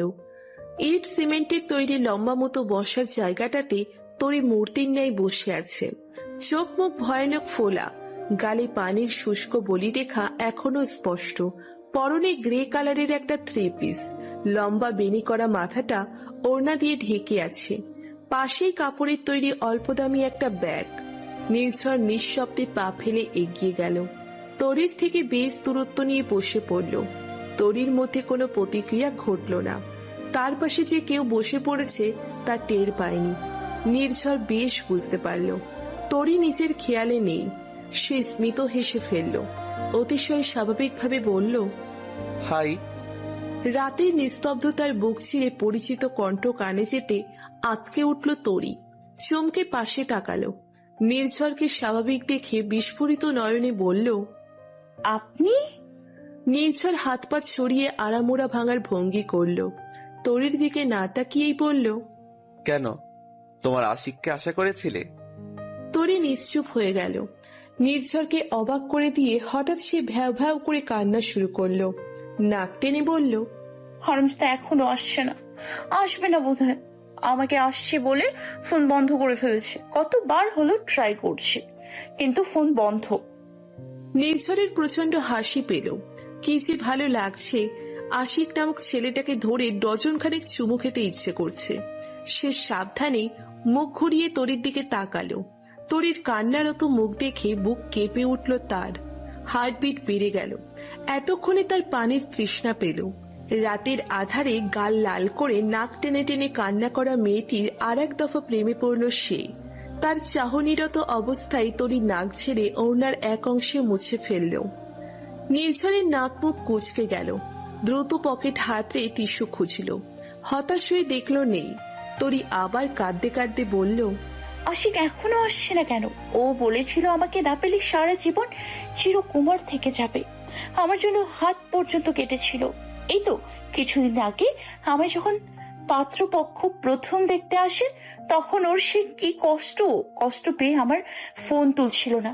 কান্না করে বলছিল আমার বিয়ে হয়ে গেলে ও ফ্যানের সাথে লটকে পড়বে। তাহলে আশিক আজ আসছে না কেন? বজ্জাত ছেলে। তরির কান্নার বেগ বেড়ে গেল। নির্ঝর বিড়বিড় করে বলল, তরি কুমারী, আশিক তোমার একার আশিক নয়, সে হাজারো মেয়ের আশিক, সে গণ আশিক। তারপর স্পষ্ট কণ্ঠে ধমকেশ্বরে বলল, ভেউ ভেউ করে কান্না বন্ধ করো, না তো কান্না করার জন্যেও সুরেলা কণ্ঠ প্রয়োজন, যা তোমার নেই তরি। উল্টো তোমার এই ভাঙা রেকর্ড আমার কানের সব উপকারী ব্যাকটেরিয়া মেরে ফেলেছে। কান্না থামাও। তরির কান্না কিছুটা কমে গেল, একেবারে নির্মূল হলো না। থেকে থেকে তার শরীর কেঁপে উঠছে, একের পর এক হেঁচকি তুলে যাচ্ছে। নির্ঝর একটু এগিয়ে এলো, আধা হাত দূরত্ব বজায় রেখে প্রশ্ন ছুড়ল, কত মাসের সম্পর্ক? আজ দিয়ে 2 মাস 7 দিন, আর 3 দিন পর আমাদের 3rd month অ্যানিভার্সারি। ও মা গো, এতদিনের রিলেশনশিপ! আমি শিহরিত। আরো মাস 2 আগে পালানো উচিত ছিল। তরি অদ্ভুত দৃষ্টিতে নির্ঝরের দিকে তাকালো। চোখের দৃষ্টি সরু করে কপাল কুঁচকে বলল, আপনি কি ব্যঙ্গ করছেন? না, একদম না। দাঁড়াও 1 সেকেন্ড, আমি আসছি। নির্ঝর উঠে দাঁড়ালো, পকেট থেকে ফোন বের করে কিছুটা দূরে গেল। তরির আড়ালে বড়মাকে ফোন করে বলল, আসসালামু আলাইকুম বড়মা। নির্ঝরের অতিরিক্ত স্বাভাবিক কণ্ঠ শুনে ফোনের ওপাশ থেকে চিন্তিত কণ্ঠ ভেসে এলো। রুদ্ধ কণ্ঠে বলে উঠল, নির্ঝর, তোরের কোনো খোঁজ পাসনি? বড়মা আমার সাথেই আছে। বাসলাম। মেয়েটা এত অবুঝের মতো একটা কাজ করে বসেছিল। আর ওই ছেলেটার কি খবর? ও কি সাথে আছে? না বড়মা, আশিক বিয়ের কথা শুনে নিজেকে গুটিয়ে নিয়েছে। ফোন বন্ধ রেখে তরির সাথে যোগাযোগ বিচ্ছিন্ন করেছে। আমি ধারণা করেছিলাম এমন কিছুর। আশিকের মতো ছেলেরা কোনো মেয়ের দায়িত্ব নিতে পারে না। তারা বিয়ের মতো পবিত্র সম্পর্ক বহনের যোগ্যতা রাখে না। নির্ঝর মাথা নেড়ে বলল, বড়মা আপনি এক কাজ করুন, বাসার সবাইকে জানিয়ে দিন যে আমি তরিকে জোর করে নিয়ে পালিয়েছি। কারণ আমার ছোটবেলা থেকে পালিয়ে বিয়ে করার ইচ্ছে ছিল। সেই ইচ্ছেকে প্রাধান্য দিয়ে কাজটা করেছি। সবার কাছে ক্ষমা প্রার্থী সেজন্য। আর আমি আজ রাতেই তরিকে নিয়ে ঢাকা ফিরে যাচ্ছি। বাবা মা জীবন ভাইয়ার বিয়ে শেষ করে আসুক। মমতাজ বেগম কিছুক্ষণ চিন্তা করে বললেন, সে না হয় বললাম, কিন্তু নির্ঝর সামান্য ঘুরে দাঁড়ালো, তরির দিকে চেয়ে বলল, আমি তরিকে কাজী অফিস থেকে বিয়ে করে নিব বড়মা। আপনি শুধু ওদিকটা সামলান। আর সবাইকে যা বোঝানোর এমন করে বোঝাবেন যেন কেউ তরিকে ভুল না বোঝে, প্লিজ। ঠিক আছে, তোরা সাবধানে থাকিস বাবা। নির্ঝর কান থেকে ফোন নামালো। কিছুক্ষণ এক দৃষ্টিতে তরির দিকে তাকিয়ে রইল। তার চোখে মুখে খুশির ঢেউ খেলে যাচ্ছে। সুখের বাঁধ ভাঙা প্লাবনে ভেসে চলেছে সে জীবন তরিতে। তরি ভেজা চোখে তার দিকে তাকাতে নিজের খুশি ভাবনাটা লুকিয়ে ফেলল। তরি ভেজা চোখে তার দিকে তাকাতে নিজের খুশি ভাবটা লুকিয়ে ফেলল। গম্ভীরভাবে সে তরির দিকে এগিয়ে গেল। তরির সামনে দাঁড়িয়ে বলল, চলো। কোথায় যাব?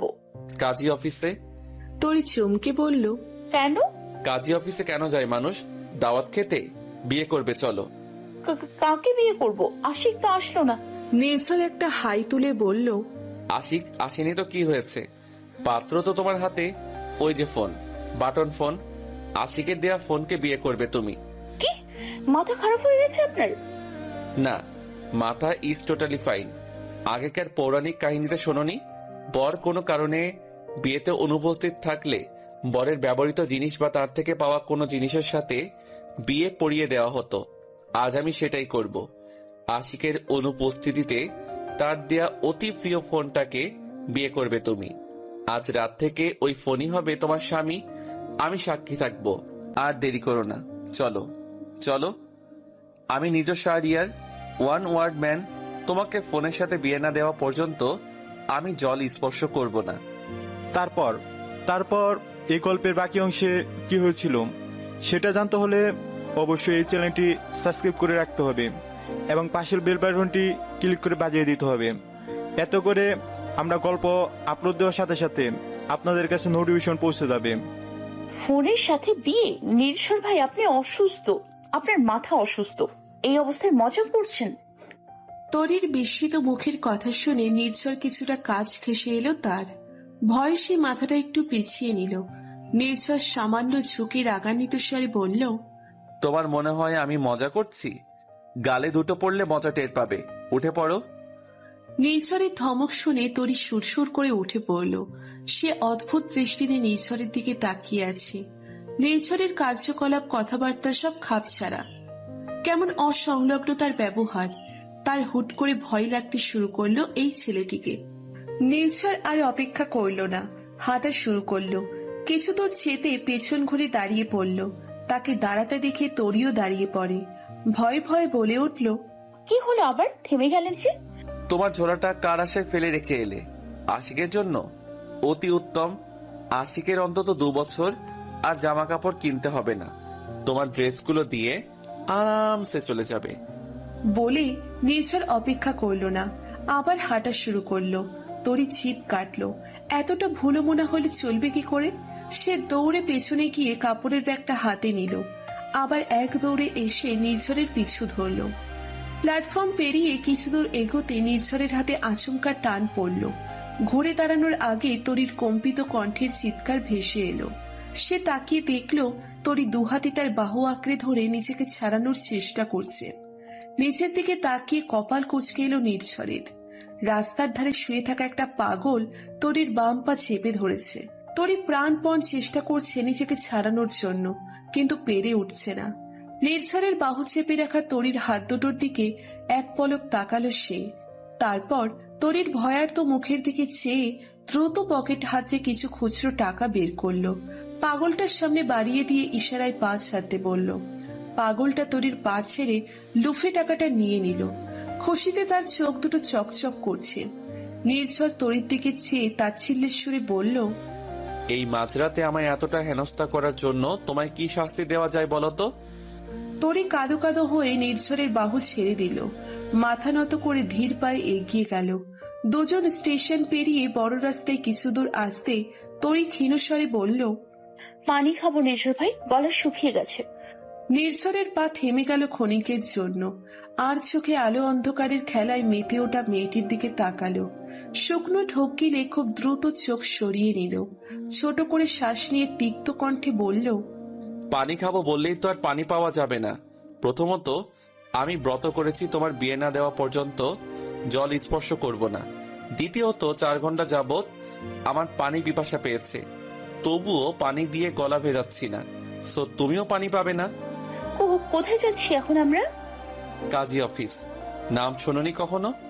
না শুনলে শুনে নাও। আমরা এখন কাজী অফিসে যাচ্ছি, যেখানে বিয়ে পড়ানো হয়। সেখানে তোমার আর মুঠোফোনের বিয়ে হবে। বিয়ে শেষে ঢাকার উদ্দেশ্যে রওনা করব। ঢাকার কথা শুনে তরির পিলে চমকে উঠল। পেছন থেকে দ্রুত এগিয়ে গিয়ে নির্ঝরের পথ আগলে দাঁড়ালো। নির্ঝরের আবছা মুখের দিকে চেয়ে বলল, ঢাকাতে কেন যাবো নির্ঝর ভাই? তোমার আর তোমার মুঠোফোন স্বামীর বাসর হবে ঢাকায়, আমার বাসায়। সিম্পল। নির্ঝর নির্বিকার ভঙ্গিতে উত্তর দিয়ে তরিকে পাশ কাটিয়ে সামনে এগিয়ে গেল। কয়েক সেকেন্ড তরি স্তব্ধ হয়ে দাঁড়িয়ে রইল। সে দ্বিধাদ্বন্দ্বে ভুগছে। নির্ঝরের ভাবভঙ্গি দেখে একবার মনে হচ্ছে সে সত্যি সত্যি তাকে মুঠোফোনের সাথে বিয়ে দিবে, তৎক্ষণাৎ মনে হলো এটা নিছক মজা বই কি কিছুই নয়। মজা ভেবে ব্যাপারটা উড়িয়ে দিল তরি। আর এই বিষয়ে ভাববে না সে। নিজেকে স্বাভাবিক রেখে সে ঘুরে আবার নির্ঝরকে অনুসরণ করলো। মিনিট 10 হলো নির্ঝর আর তরি একটা রুমে বসে আছে। 3 শেড বিল্ডিং, মোটামুটি সিমসাম রুম। রুমে আসবাবপত্র বলতে একটা খাট আর একটা টেবিল। টেবিলে বেশ কিছু পুরনো কাগজ আর নথিপত্র। দেওয়ালের সাথে গত বছরের একটা ক্যালেন্ডার ঝুলছে। রুমের মাঝামাঝি প্লাস্টিকের চেয়ারে বসে আছে নির্ঝর আর তরি। তরি কাপড়ের তৈরি ব্যাগটা কোলের উপর নিয়ে উদ্গ্রীব হয়ে আছে। ঘন ঘন চোখের পলক ফেলে সে একবার বহির্গমন গেটের দরজার দিকে তাকাচ্ছে, একবার নির্ঝরের দিকে তাকাচ্ছে। নির্ঝর চুপচাপ পায়ের উপর পা তুলে নির্বিকার ভাবে বসে আছে। চেয়ারের সাথে পিঠ লাগিয়ে সে ফ্লোরের দিকে চেয়ে আছে। কোনো কথাই বোধহয় বলার প্রয়োজন বোধ করছে না। অথচ তরির অনেক কিছু জিজ্ঞেস করার আছে, অনেক কিছু জানার আছে।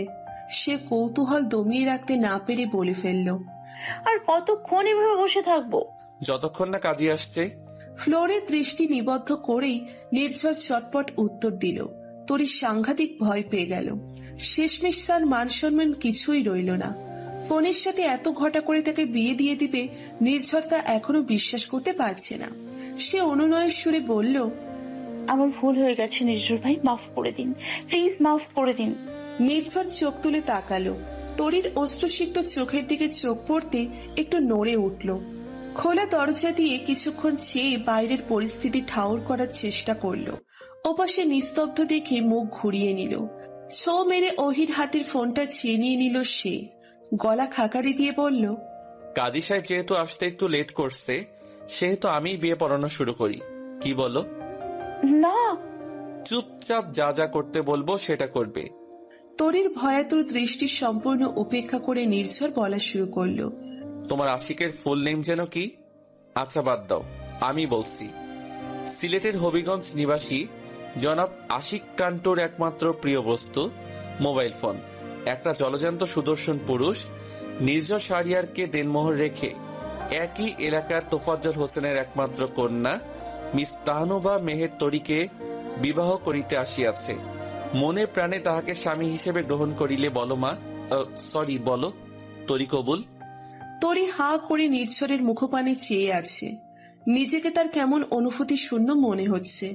কোলের উপরের ব্যাগটা অনেক আগে খসে পড়েছে। সে বিড়বিড় করে বলে উঠল, আপনি পাগল হয়ে গেছেন, আপনি আপনি পাগল হয়ে গেছেন, আপনি পাগল হয়ে গেছেন। নির্ঝরের কান অব্দি সে কথা পৌঁছল কিনা সে জানে। সে আগের থেকে দ্বিগুণ উৎসাহ নিয়ে বলল, 3 বার কবুল বলো। বলছো না কেন? বলবো না।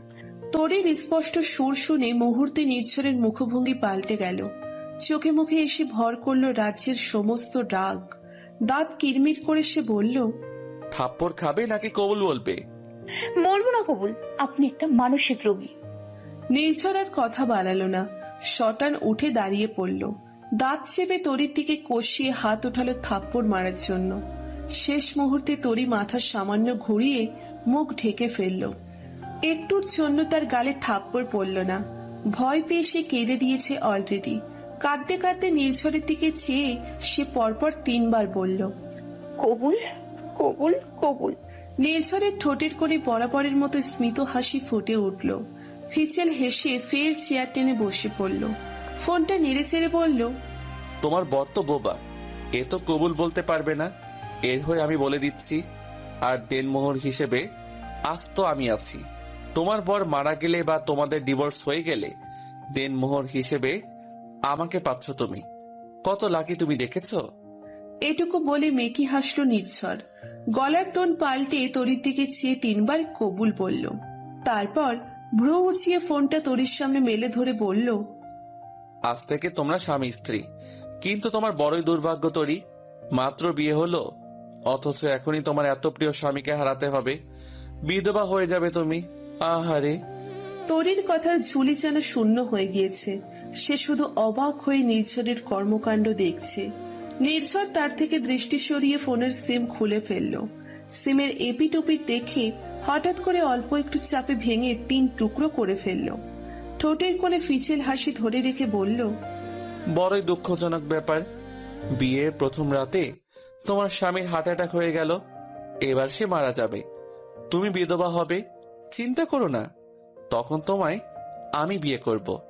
বিধবা বিয়ে করা পুণ্যের কাজ। বলে নির্ঝর 1 সেকেন্ড অপেক্ষা করলো না, ফোনটা সর্বশক্তি দিয়ে ফ্লোরে ছুঁড়ে মারল। এক ঢিলে সেটার পার্সগুলো চারিদিকে ছড়িয়ে ছিটিয়ে গেল। ভয়ে তরির অন্তরাত্মা কেঁপে উঠল। মুখ দিয়ে অস্ফুট শব্দ বের হতে সে দ্রুত মুখ চেপে ধরল। নির্ঝরের মুখ থেকে হাসি গায়েব হয়ে গিয়েছে, সমস্ত মুখ জুড়ে কেমন চাপার রাগ ফুটে উঠেছে। চোখ জোড়া ধীরে ধীরে রং পাল্টাচ্ছে যেন। তরি আর কিছু বলার ফুরসত পেল না। বাহির থেকে মিলিত পদধ্বনির আওয়াজ আসছে। নির্ঝর গলার স্বর উঁচু করে ডাকলো, আঙ্কেল ভেতরে আসুন, আর তাড়াতাড়ি করে সব প্রসেস কমপ্লিট করুন। ধবধবে সাদা পাজামা, পাঞ্জাবি পরিহিত মাঝবয়সী এক ভদ্রলোক ভেতরে ঢুকলেন। মুচকি হেসে তিনি দাঁড়িয়ে কয়েকবার হাত বলিয়ে মাথার টুপি ঠিক করলেন। এগিয়ে গিয়ে টেবিলে চেয়ার টেনে বসে পড়লেন। প্রায় সঙ্গে সঙ্গে 3 জন লোক এলো, এসে নির্ঝরের সাথে কুশল বিনিময় করলো। এদের মধ্যে 2 জনকে তরি চেনে, ফুপির বাসায় একবার দেখেছিল। তার কৌতূহলী ভাব কাটতে না কাটতে টুপি পরিহিত কাজী সাহেব বিয়ে পড়ানো শুরু করলেন। বাস স্ট্যান্ডের দিকে এগোতে এগোতে নির্ঝরের ভেতর বড়সড় পরিবর্তন ঘটল। যে অনুভূতিগুলো এতদিন নিজের মনের গহীনে চেপে রেখেছিল সেগুলো যেন একের পর এক বের হয়ে আসছে। বন্দি দশা থেকে একের পর এক ডানা মেলে ছুটছে। সে যেন হাওয়ায় ভাসছে। নিজেকে পৃথিবীর সবচেয়ে সুখী ব্যক্তি মনে হচ্ছে। তার জীবন সার্থক, সার্থক তার বেঁচে থাকা। পাশের এই তরুণীটি যে এখন তার বউ, তার বউ, নির্ঝর শাহরিয়ারের বউ। নির্ঝরের বুকের ভেতর চাপা আনন্দ খেলে যাচ্ছে। ভেতরে ভেতরে সে প্রবল উত্তেজিত, খুশির জোয়ারে ভেসে যাচ্ছে। কিন্তু বাইরে থেকে তার মুখ দেখে বিন্দুমাত্র কেউ আঁচ করতে পারবে না যে সে এতটা খুশি, যেমনটা তরি পারছে না। সে 1 পা 2 পা করে হাঁটছে আর ভীত সন্ত্রস্ত চোখে নির্ঝরের দিকে তাকাচ্ছে। বাস কাউন্টারে পৌঁছানোর পর তরি হাঁসফাঁস করে বলল, মানে বলছিলাম কি, আজ ঢাকা না গেলে হয় না? আমি ঢাকা যেতে চাই না। তাহলে কোথায় যেতে চাও? ফুপির বাড়ি তোমার বাবা লাঠি নিয়ে বসে আছেন, পিটিয়ে তোমার গায়ের চামড়া তুলবে। আর তোমার বাপের বাড়ি তোমার চাচারা দা কুড়াল নিয়ে দাঁড়িয়ে আছে, গেলেই কেটে পিস পিস করে ফেলবে। কোন বাড়ি যেতে চাও বলো? নির্ঝরের গলার স্বর কিছুটা উঁচু ছিল। বদলাতেই বেশ কিছু কৌতূহলী মুখ তাদের দিকে তাকালো। সবাই রাতের সফরকারী। নির্ঝর চারপাশে একবার নজর বলিয়ে গলার স্বর নিচু করলো, চিবিয়ে চিবিয়ে বলে উঠল, বলো কোথায় যাবে? লাঠির আঘাত খাবে নাকি চাচাদের হাতের মায়ের? তরির চোখ ফেটে জল বের হলো এবং প্রথমবারের মতো উপলব্ধি করলো সে কত বড় ভুল কাজ করেছে। আজ যদি সময় মতো নির্ঝর না আসতো তাহলে কি যে হতো ভাবতেই শরীরে কাঁটা দিয়ে গেল। সে চোখের জল মুছে বলল, আপনি যেখানে নিয়ে যাবেন। নির্ঝরের মুখে হাসি বিস্তৃত হলো। তরির চোখে ধরা পড়বার ভয়ে খুব দ্রুত হাসিটুকু হজম করে নিল। তরিকে কাছাকাছি দাঁড় করিয়ে সে লোকাল বাসের 2টো টিকিট কেটে আনলো। বাস যখন ছাড়লো তখন ঘড়িতে রাত 2:48। জানালা ঘেঁষে তরিকে বসিয়ে তার পাশে নির্ঝর বসে পড়ল। বাসের শেষ যাত্রী তারা। একদম পেছনের সিট 2টো তারা পেয়েছে। নির্ঝরের এভাবে যাতায়াত করার অভ্যেস নেই। বাবার ব্যক্তিগত গাড়িতেই যাতায়াত করে অভ্যস্ত সে। কদাচিৎ বাসে উঠেছে বন্ধুদের সাথে, কিন্তু সেগুলো ছিল খুবই অল্প সময়ের জন্য। আজ লং জার্নিতে তার প্রচন্ড ভয় করছে, নিজেকে নিয়ে নয়, তরিকে নিয়ে। সে অসুস্থ হয়ে পড়লে তরিকে সামলাবে কে? তার জানা মতে তরির এটা প্রথম ঢাকার জার্নি। সিটে গা এলিয়ে দেওয়ার পর নির্ঝর বুঝতে পারল সে বেশ অসুস্থ। মাথার আঘাতের জায়গা ব্যথায় টনটনে, প্রচন্ড ভার হয়ে আছে। সেই সাথে সে চোখ ঘুরিয়ে তরির দিকে তাকালো। বাসের ক্ষীণ লাইটের আলোতে দেখলো তরির মুখে কোনো দুশ্চিন্তার ছাপ নেই, বরং সে কৌতূহল নিয়ে জানালা দিয়ে তাকিয়ে আছে। বাসের সাথে পাল্লা দিয়ে ছুটে চলা একের পর এক বহির্গমন দৃশ্যের দিকে চেয়ে আছে। নির্ঝর তরির দিকে চেয়ে থেকেই ক্লান্ত চোখজোড়া বন্ধ করলো। কিছু সময় কেটে যেতেই আচমকা প্রবল ঝাঁকুনি অনুভব করলো সে। বাসের একদম পেছনে হওয়ায় ঝাঁকুনিটা যেন কয়েক গুণ বেশি হলো। ডান হাত দিয়ে সিটের হাতল চেপে নিজেকে নিয়ন্ত্রণ করতে কয়েক সেকেন্ডের বিনিময়ে তৃতীয় ঝাঁকি খেল নির্ঝর। সঙ্গে সঙ্গে ব্যথায় মৃদু আর্তনাদ করে চোখ খুলল সে। তাকিয়ে দেখলো তরি হুমড়ি খেয়ে তার কোলের উপর আছড়ে পড়েছে। ভয়ার্ত মুখে তার পাঞ্জাবির কলার চেপে ধরে আছে। নির্ঝর এক হাতে তাকে জড়িয়ে বলল, আর একটু চিকন হওয়া উচিত ছিল তোমার, তাহলে প্রথম ঝাঁকুনি খেয়ে সরাসরি বুকে এসে পড়তে, কয়েক সেকেন্ড কষ্ট কম হতো আমার। নির্ঝরের নিচু স্বরের কথাগুলো কানে যেতে তরির কান দিয়ে ধোঁয়া বের হওয়া শুরু হলো। লজ্জায় কুকড়ে দ্রুত মাথা নিচু করে পাঞ্জাবির কলার ছেড়ে দিল। তারপর হুড়মুড় করে নির্ঝরের হাত ঠেলে সিটে বসলো। মাঝে অনেকখানি দূরত্ব রেখে জানালার সাথে সেটে গেল সে। বাসের ঝাঁকুনি থেমে গেছে অনেক আগে। নির্ঝর আবার হাত পা ছড়িয়ে দিল। তরির দিকে চেয়ে অগোছালো ভাবে বলল, তরি, পানির বোতল এগিয়ে দাও তো। বোতলের মুখ খুলে দিবে। তোমাকে খুঁজতে খুঁজতে আমার সব শক্তি কর্পূরের মতো উবে গেছে। তরি সিটের পাশ থেকে দ্রুত বোতল হাতে নিল। বোতলে অর্ধেক পানি, বাকি অর্ধেক সে বাসে ওঠার আগে শেষ করেছে। বোতলের মুখ খুলে সে নির্ঝরের দিকে বাড়িয়ে দিল। বোতল নেওয়ার সময় নির্ঝর হালকাভাবে তার হাত ছুঁয়ে দিল।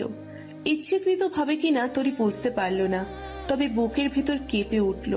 হাতটা গুটিয়ে নিয়ে নির্ঝরের স্পর্শ করার জায়গায় বাম হাত রাখতে মনে পড়ল নির্ঝরের হাত অনেক গরম ছিল। জ্বর আসেনি তো? সে ক্ষিপ্র গতিতে এগিয়ে এলো।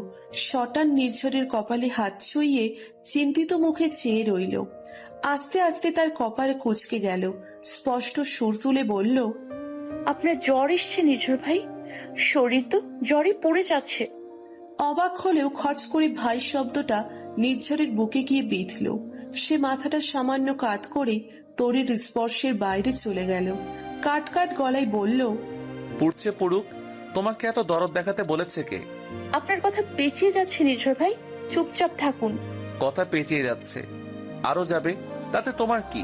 ক্রেজি স্টুপিড, 6 কবুল বলে 2 বার বিয়ে করে এখন ভাই বলে ডাকা হচ্ছে।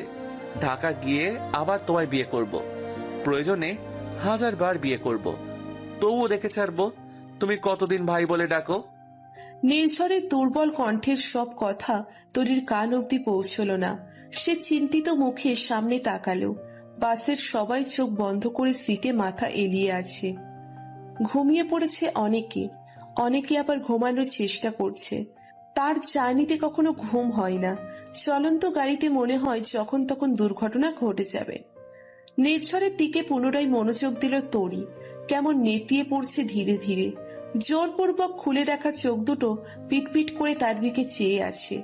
আধ খোলা চোখ লাল বর্ণ ধারণ করেছে। তরি দ্বিতীয়বার চিন্তা না করে নির্ঝরের মাথাটা কাঁধের উপর রাখতে চাইল। মাথায় হাত রেখে সামান্য এলিয়ে দিতেই নির্ঝর তার কাঁধ পেরিয়ে গুটিসুটি হয়ে তার কোলে শুয়ে পড়ল। প্রথমে তরি চমকালেও দ্রুত নিজেকে সামলে নিল। ব্যাগ হাতড়ে লম্বা ওড়না বের করে তার এক অংশ ভিজিয়ে নিল। নির্ঝরের মুখটা মুছে দিয়ে কপালে ভেজা অংশ চেপে ধরে রাখলো। আর এক হাতে সাবধানে মাথার স্যালাইনের জায়গা বাদ রেখে চুলে হাত ছোয়ালো। নির্ঝর চোখ বন্ধ করে অচেতন হয়ে পড়ে আছে। সেন্স আছে কিনা তা নিয়ে তরি চিন্তিত। সে কানের কাছে মুখ নিয়ে কয়েকবার ডাকলো, নির্ঝর ভাই, নির্ঝর ভাই। নির্ঝর দুর্বল ভাবে একটা হাত উঁচু করে মাছি তাড়ানোর ভঙ্গি করলো। বিড়বিড় করে অস্পষ্ট ভাবে কিছু একটা বলল, যা তরির কান অব্দি পৌঁছল না। সে পুনরায় ওড়না ভিজিয়ে নির্ঝরের কপালে চেপে ধরল। নির্ঝরের ঘুম ভাঙল ক্রমাগত বাজতে থাকা গাড়ির হর্নের শব্দে। কপাল কুঁচকে এলো তার। চোখ না খুলে বিরক্তি প্রকাশ করলো সে। শব্দটা ধীরে ধীরে আরো প্রকট হচ্ছে। বুকের উপরও কিছু একটা অনুভব করছে সে। এতক্ষণে চোখ খোলার প্রয়োজন বোধ করলো। চোখের পাতা খুলতে এক হাত সামনে তরির ঘুমন্ত মুখটা স্পষ্ট হলো। তরির মুখের কিছু অংশে সূর্যের হলদেটে রোদ এসে পড়েছে।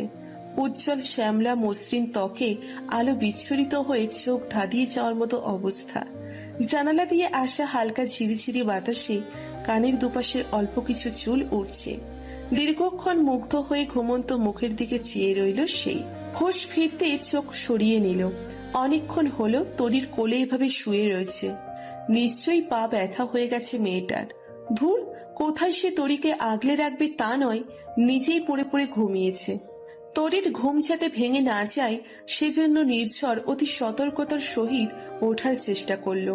মাথা সামান্য উঁচু করতে বুঝতে পারল তরির ডান হাতে তার বুকের কাছের পাঞ্জাবির অংশ শক্ত হাতে আঁকড়ে ধরে আছে। দিনের শুরুর প্রথম হাসিটা তার ঠোঁটের কোণে ফুটে উঠল। সে বুঝতে পারছে আজকের সকাল থেকে তার নব্য জীবনের সূচনা হলো। আজ থেকে এই মেয়েটা প্রতিনিয়ত তার হাসির কারণ হবে, হাজার বার তার প্রেমে পড়তে বাধ্য করবে, তার সযত্নে আগলে রাখা সবটুকু ভালোবাসার সাক্ষী হবে। তরির হাতটা সাবধানে ছাড়িয়ে নির্ঝর উঠে পড়ল। তরি যৎসামান্য নড়ে চড়ে আবার ঘুমের অতলে তলিয়ে গেল। নির্ঝর আড়ামোড়া ভেঙে বসল। নিজেকে অনেক ঝরঝরে লাগছে। জ্বর নেই, যদিও পেটের কোনায় ক্ষুধার অস্তিত্ব টের পাচ্ছে। তবুও ঘুমটা প্রচুর কাজে দিয়েছে। বাস চলছে মাঝারি গতিতে। নির্ঝর তরির মাথাটা কাঁধে চেপে এক হাতে হালকা করে আগলে রাখল। ফোনটা হাতে নিয়ে সময় দেখল। অনেক বেলা হয়ে গিয়েছে। বাস নির্দিষ্ট গন্তব্যে পৌঁছতে আর বেশি দেরি নেই। বাস থামার মিনিট 2 আগে নির্ঝর ক্ষীণ স্বরে তরিকে ডাকলো। দুবার ডাকতেই তরি ধরপড় করে উঠে পড়ল। সচকিত হয়ে চারিদিকে তাকালো। নির্ঝর তাকে আশ্বস্ত করে বলল, রিল্যাক্স তরি, আমরা পৌঁছে গেছি। কোথায় পৌঁছে গেছি? আপাতত তোমার সেকেন্ড হাজবেন্ডের বাসার কাছাকাছি। তরি নিজের মাঝে ফিরল। কোনো উত্তর না দিয়ে সে জানালা দিয়ে বাইরে তাকালো। কয়েক সেকেন্ড যেতেই সে নির্ঝরের দিকে তাকিয়ে চিন্তিত কণ্ঠে বলল, আপনার জ্বর জ্বর কমেছে? নির্ঝর মাথাটা তরির মুখের সামনে এগিয়ে দিয়ে বলল, আমায় জিজ্ঞেস করছো কেন? আমি কি ডক্টর? নিজে পরীক্ষা করে দেখো। তরি কপাল কুঁচকে কিছুক্ষণ নির্ঝরের দিকে চেয়ে রইল। তারপর ডান হাতটা বাড়িয়ে হালকা করে নির্ঝরের কপালে ছুঁয়ে দিল। ছোট্ট শ্বাস ফেলে বলল, এখন জ্বর নেই। রাতের বেলা তাপমাত্রা এতটা বেশি ছিল যে ভয় পেয়ে গেছিলাম। আবার বিধবা হয়ে যাবে কিনা তা নিয়ে চিন্তা হচ্ছিল, তাই তো? আপনি সবসময় মজা করার মুডে থাকেন কেন? খবরদার বাড়াবাড়ি করবেন না। করলে কি করবে? নির্ঝরের নির্বিকার একগুয়েমিতে তরির রাগ তরতর করে বেড়ে গেল। এই মিষ্টি সকালে মনটা ধীরে ধীরে বিষিয়ে যাচ্ছে যেন। সে ডান হাতের একটা আঙ্গুল তুলে আবার গুটিয়ে নিল। এই ছেলের সাথে যত কথা কম বলবে ততই মঙ্গল। মুখ ঘুরিয়ে আবার জানালার ওপাশে তাকালো। প্রায় সঙ্গে সঙ্গে বাস থামলো। ওয়াশরুম থেকে ফ্রেশ হয়ে বের হলো নির্ঝর। গলায় ঝোলানো টাওয়াল দিয়ে হাত মুখ মুছে দেখলো তরি রুমে নেই। এগিয়ে গিয়ে বিশাল আকৃতির লম্বা ব্যালকনির এ মাথা থেকে ও মাথা দৃষ্টি বুলিয়ে দেখলো তরি সেখানেও নেই। তার কপাল কুঁচকে গেল। তবে কি ওয়াশরুম থেকে এখনো বের হয়নি? সে গলা উঁচু করে ডাকলো, তরি, এই তরি। কোনো প্রত্যুত্তর আসলো না। সে আর ডাকলো না। ড্রেসিং টেবিলের সামনে দাঁড়িয়ে ঘুরে ফিরে মাথার ব্যান্ডেজগুলো পরখ করলো।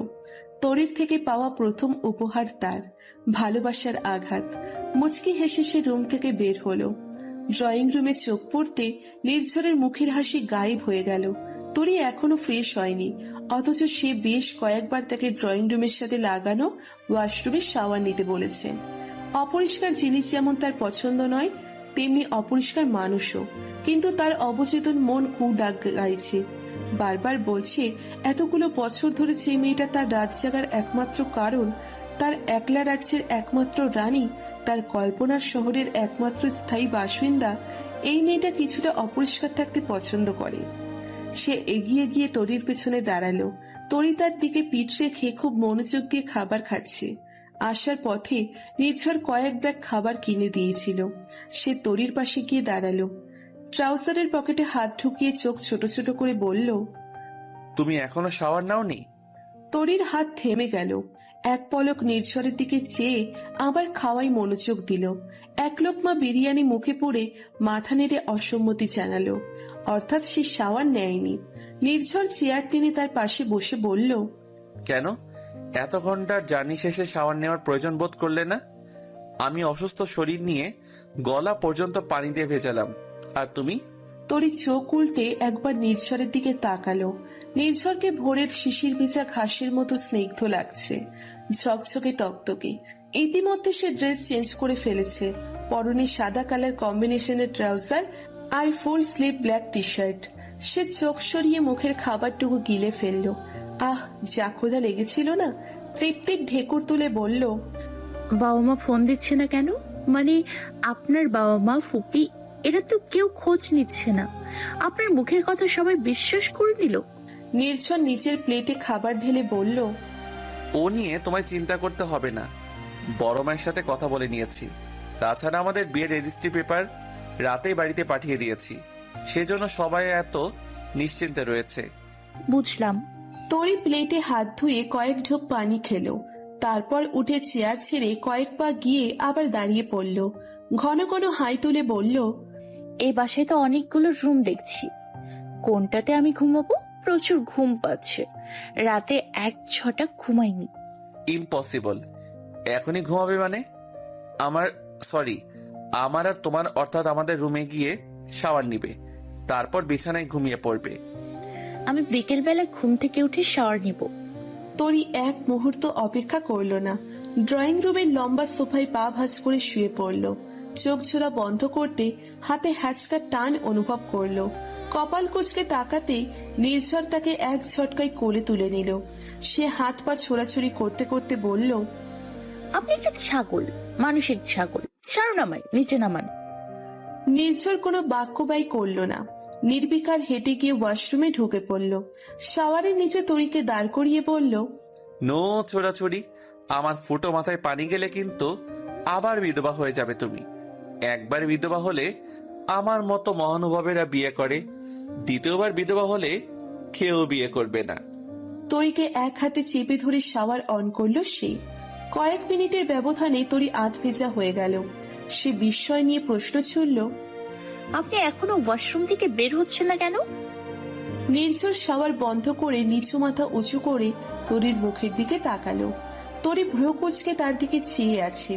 চুল বেয়ে জলের ধারা গড়িয়ে পড়ছে, ভেজা ঠোঁট যুগল তীর করে কাঁপছে।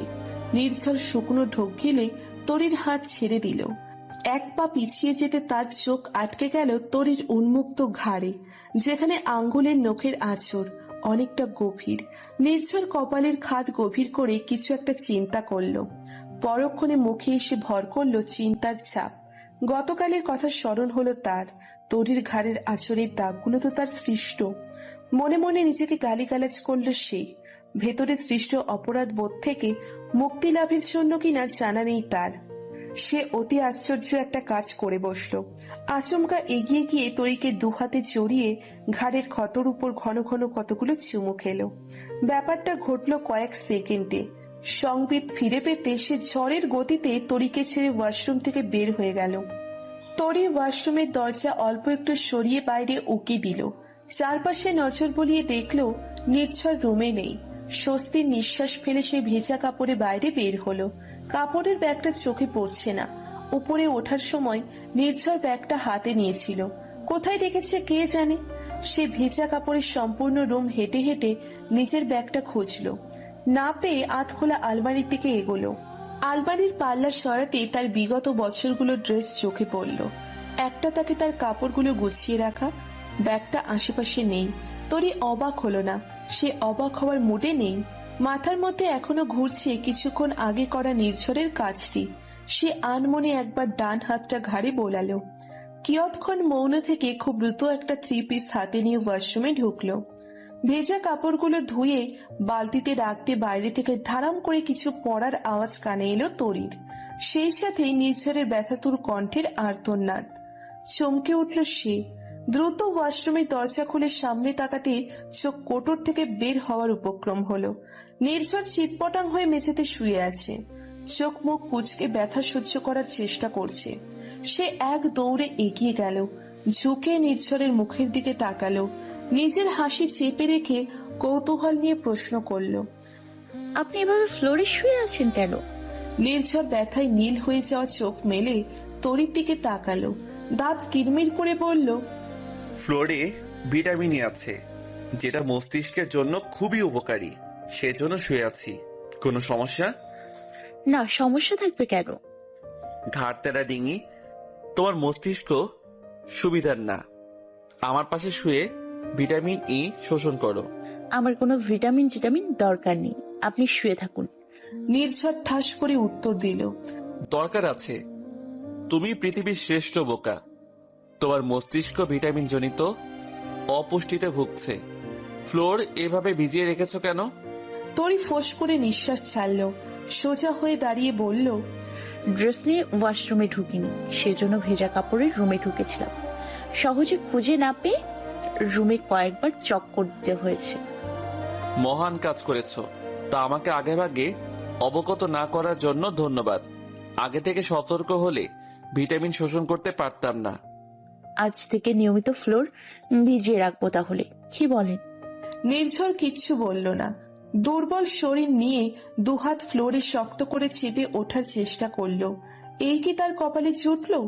দেখা হওয়ার পর থেকে একের পর এক আঘাত করে যাচ্ছে, ব্যথা দিয়ে যাচ্ছে। কোথায় এখন একটু? তার ঠোঁটের করে হাসির রেখা দেখা দিল। খুব শীঘ্রই সে মুখটা থমথমে করে ফেলল। ফ্লোর থেকে উঠতে বেশ বেগ পেতে হচ্ছে দেখে তরি হাত বাড়িয়ে বলল, আমি কি একটু ধরবো হাত, মানে সাহায্য করব? না, তুই সাংঘাতিক। কেমিস্ট্রি ল্যাবে যেমন তেজস্ক্রিয় পদার্থগুলো সংরক্ষণের বোতলে বিভিন্ন সাংঘাতিক চিহ্ন দিয়ে তার ক্ষতিকারক সম্পর্কে অবগত করে রাখা হয়, তোমারও তেমনি কপালে সিলমোহর করে দেওয়া উচিত। বিপজ্জনক ও সাংঘাতিক, দূরে থাকুন। বুঝতে পেরেছ? তো দূরে থাকে না, বাধা দিয়েছে কে? দূরেই তো রয়েছি। আমার দূরে থাকা তো তোমার সহ্য হচ্ছে না, সেজন্য ফ্লোরে পানি ঢেলে রেখেছ। আপনার চোখ কোথায় থাকে? মেয়েদের গাল ঘাড় খুঁজে বেড়ায় সব সময়। বিড়বিড় করে বলে তরি সরে আসলো। নির্ঝর ততক্ষণে বসে পড়েছে। সে ফ্লোরে দুহাত রেখে হামাগুড়ি দিয়ে বিছানার কাছে আসলো। কোন রকমে বিছানায় উঠে হাত পা ছড়িয়ে শুয়ে পড়ল। তাকে একবার ডাক্তারের কাছে যেতে হবে। ভেজা চুলগুলো ছেড়ে তরি ব্যালকনি থেকে বের হলো।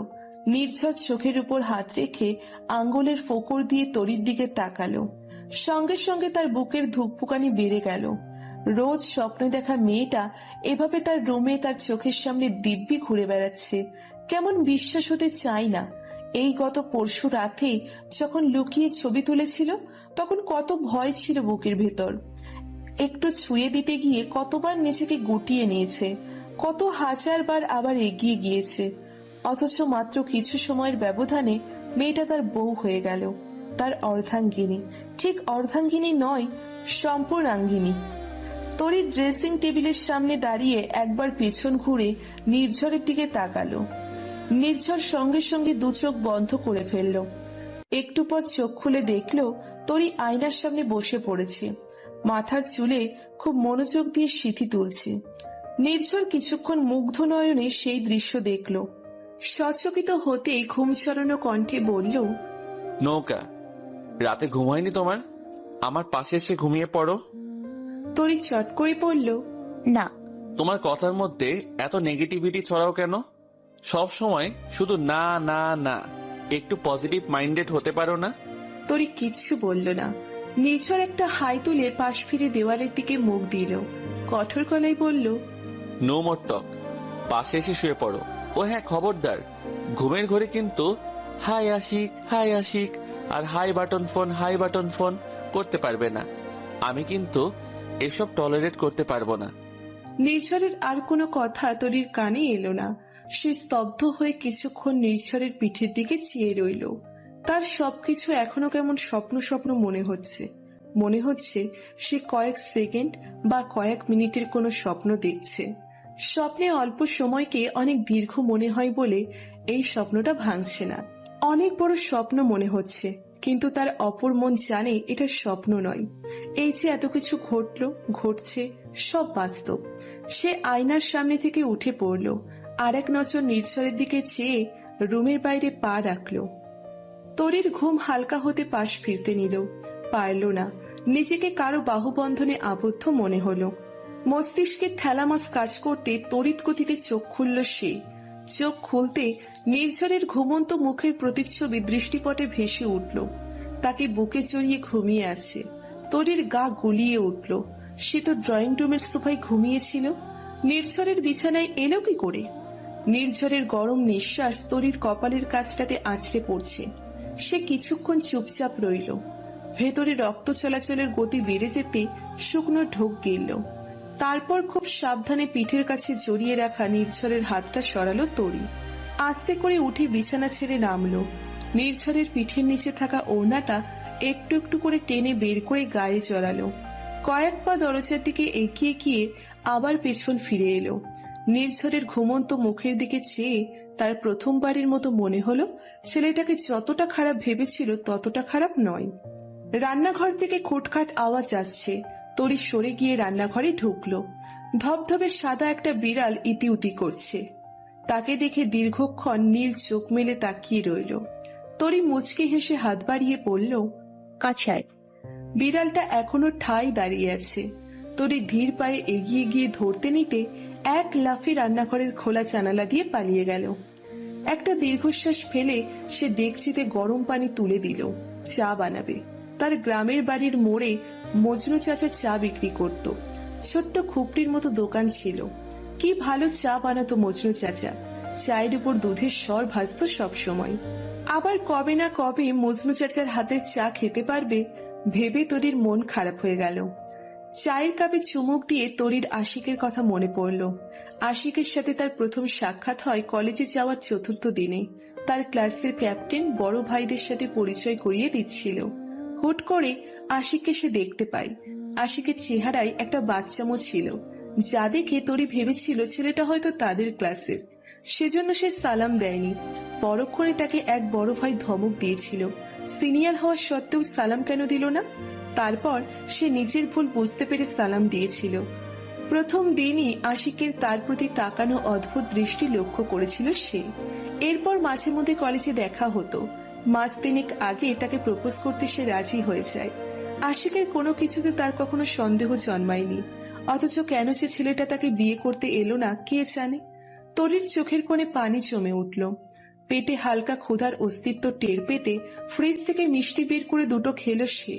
সাথে চায়ের কাপ খালি করার পর নির্ঝরের কথা মনে হলো। সে তো বাড়িতে একা নয়, আরো একটা মানুষ আছে। অথচ ব্যাপারটা বেমালুম ভুলে গেছে। বাড়তি চাটুকু কাপে ঢেলে রুমে ঢুকলো তরি। নির্ঝর মাথা কাত করে শুয়ে আছে। স্টিচের জায়গায় ব্যান্ডেজ খুলে যাওয়ার মতো হয়েছে। সে চায়ের কাপ বিছানার কাছে সেন্টার টেবিলে রেখে ব্যান্ডেজে হাত রাখলো। সঙ্গে সঙ্গে নির্ঝর মুখটা ঘুরালো।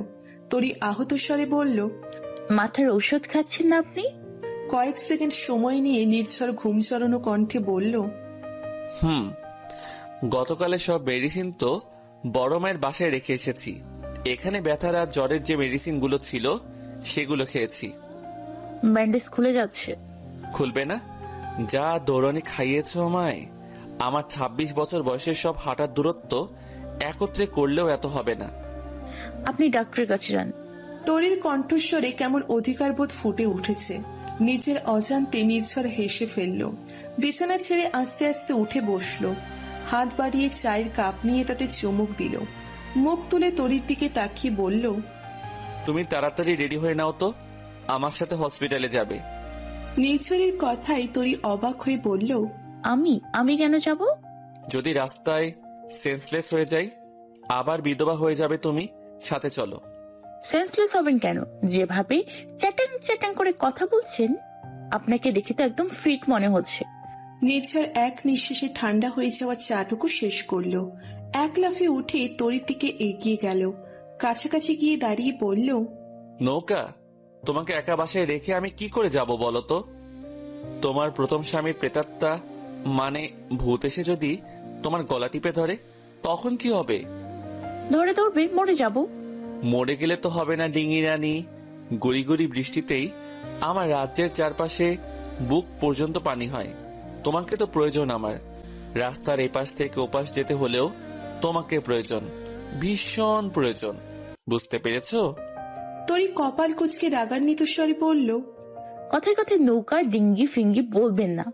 উফ, ইটস তরি। তরি ইজ মাই নেম। ইটস নৌকা, ডিঙি ইজ ইউর নেম। তরি তো আমার বউয়ের নাম। You are not qualified to be my better half. Three full half. It's ganja. গাজা খেয়ে আপনি মরে যান। বলে তরি অপেক্ষা করল না, ব্যালকনির দিকে পা বাড়ালো। নির্ঝরের রুমটা বিশাল বড়। সেই রুমের সাথে লাগানো ব্যালকনিটাও ভীষণ লম্বা। ব্যালকনিতে গ্রিল নেই, কোমর পর্যন্ত রেলিং দেওয়া। এখানে দাঁড়ালে তরির কেমন ভয় ভয় করে। বারবার মনে হয় এই বুঝি পড়ে টরে যাবে। 4 তলার এই ফ্ল্যাট থেকে পড়লে নিশ্চিত মৃত্যু। দুপুর সূর্য পশ্চিমে হেলে পড়েছে অনেক আগে। সেই কড়া রোদের তেজও ক্ষয়ে এসেছে সময়ের পরিব্যাপ্তিতে।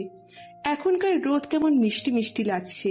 তরি বাম হাত উঁচিয়ে সূর্যকে আড়াল করে মুঠোয় পুরার ভঙ্গি করল। কিছুটা দূরে একটা নিম গাছ চোখে পড়ে। নিম গাছের চিরুল চিরুল পাতার ফালিতে রোদ পড়েছে। সবুজে সবুজে গাছের পাতাগুলো ছিকছিক করছে।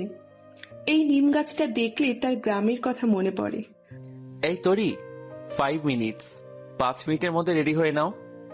রুম থেকে নির্ঝরের কণ্ঠ ভেসে এলো।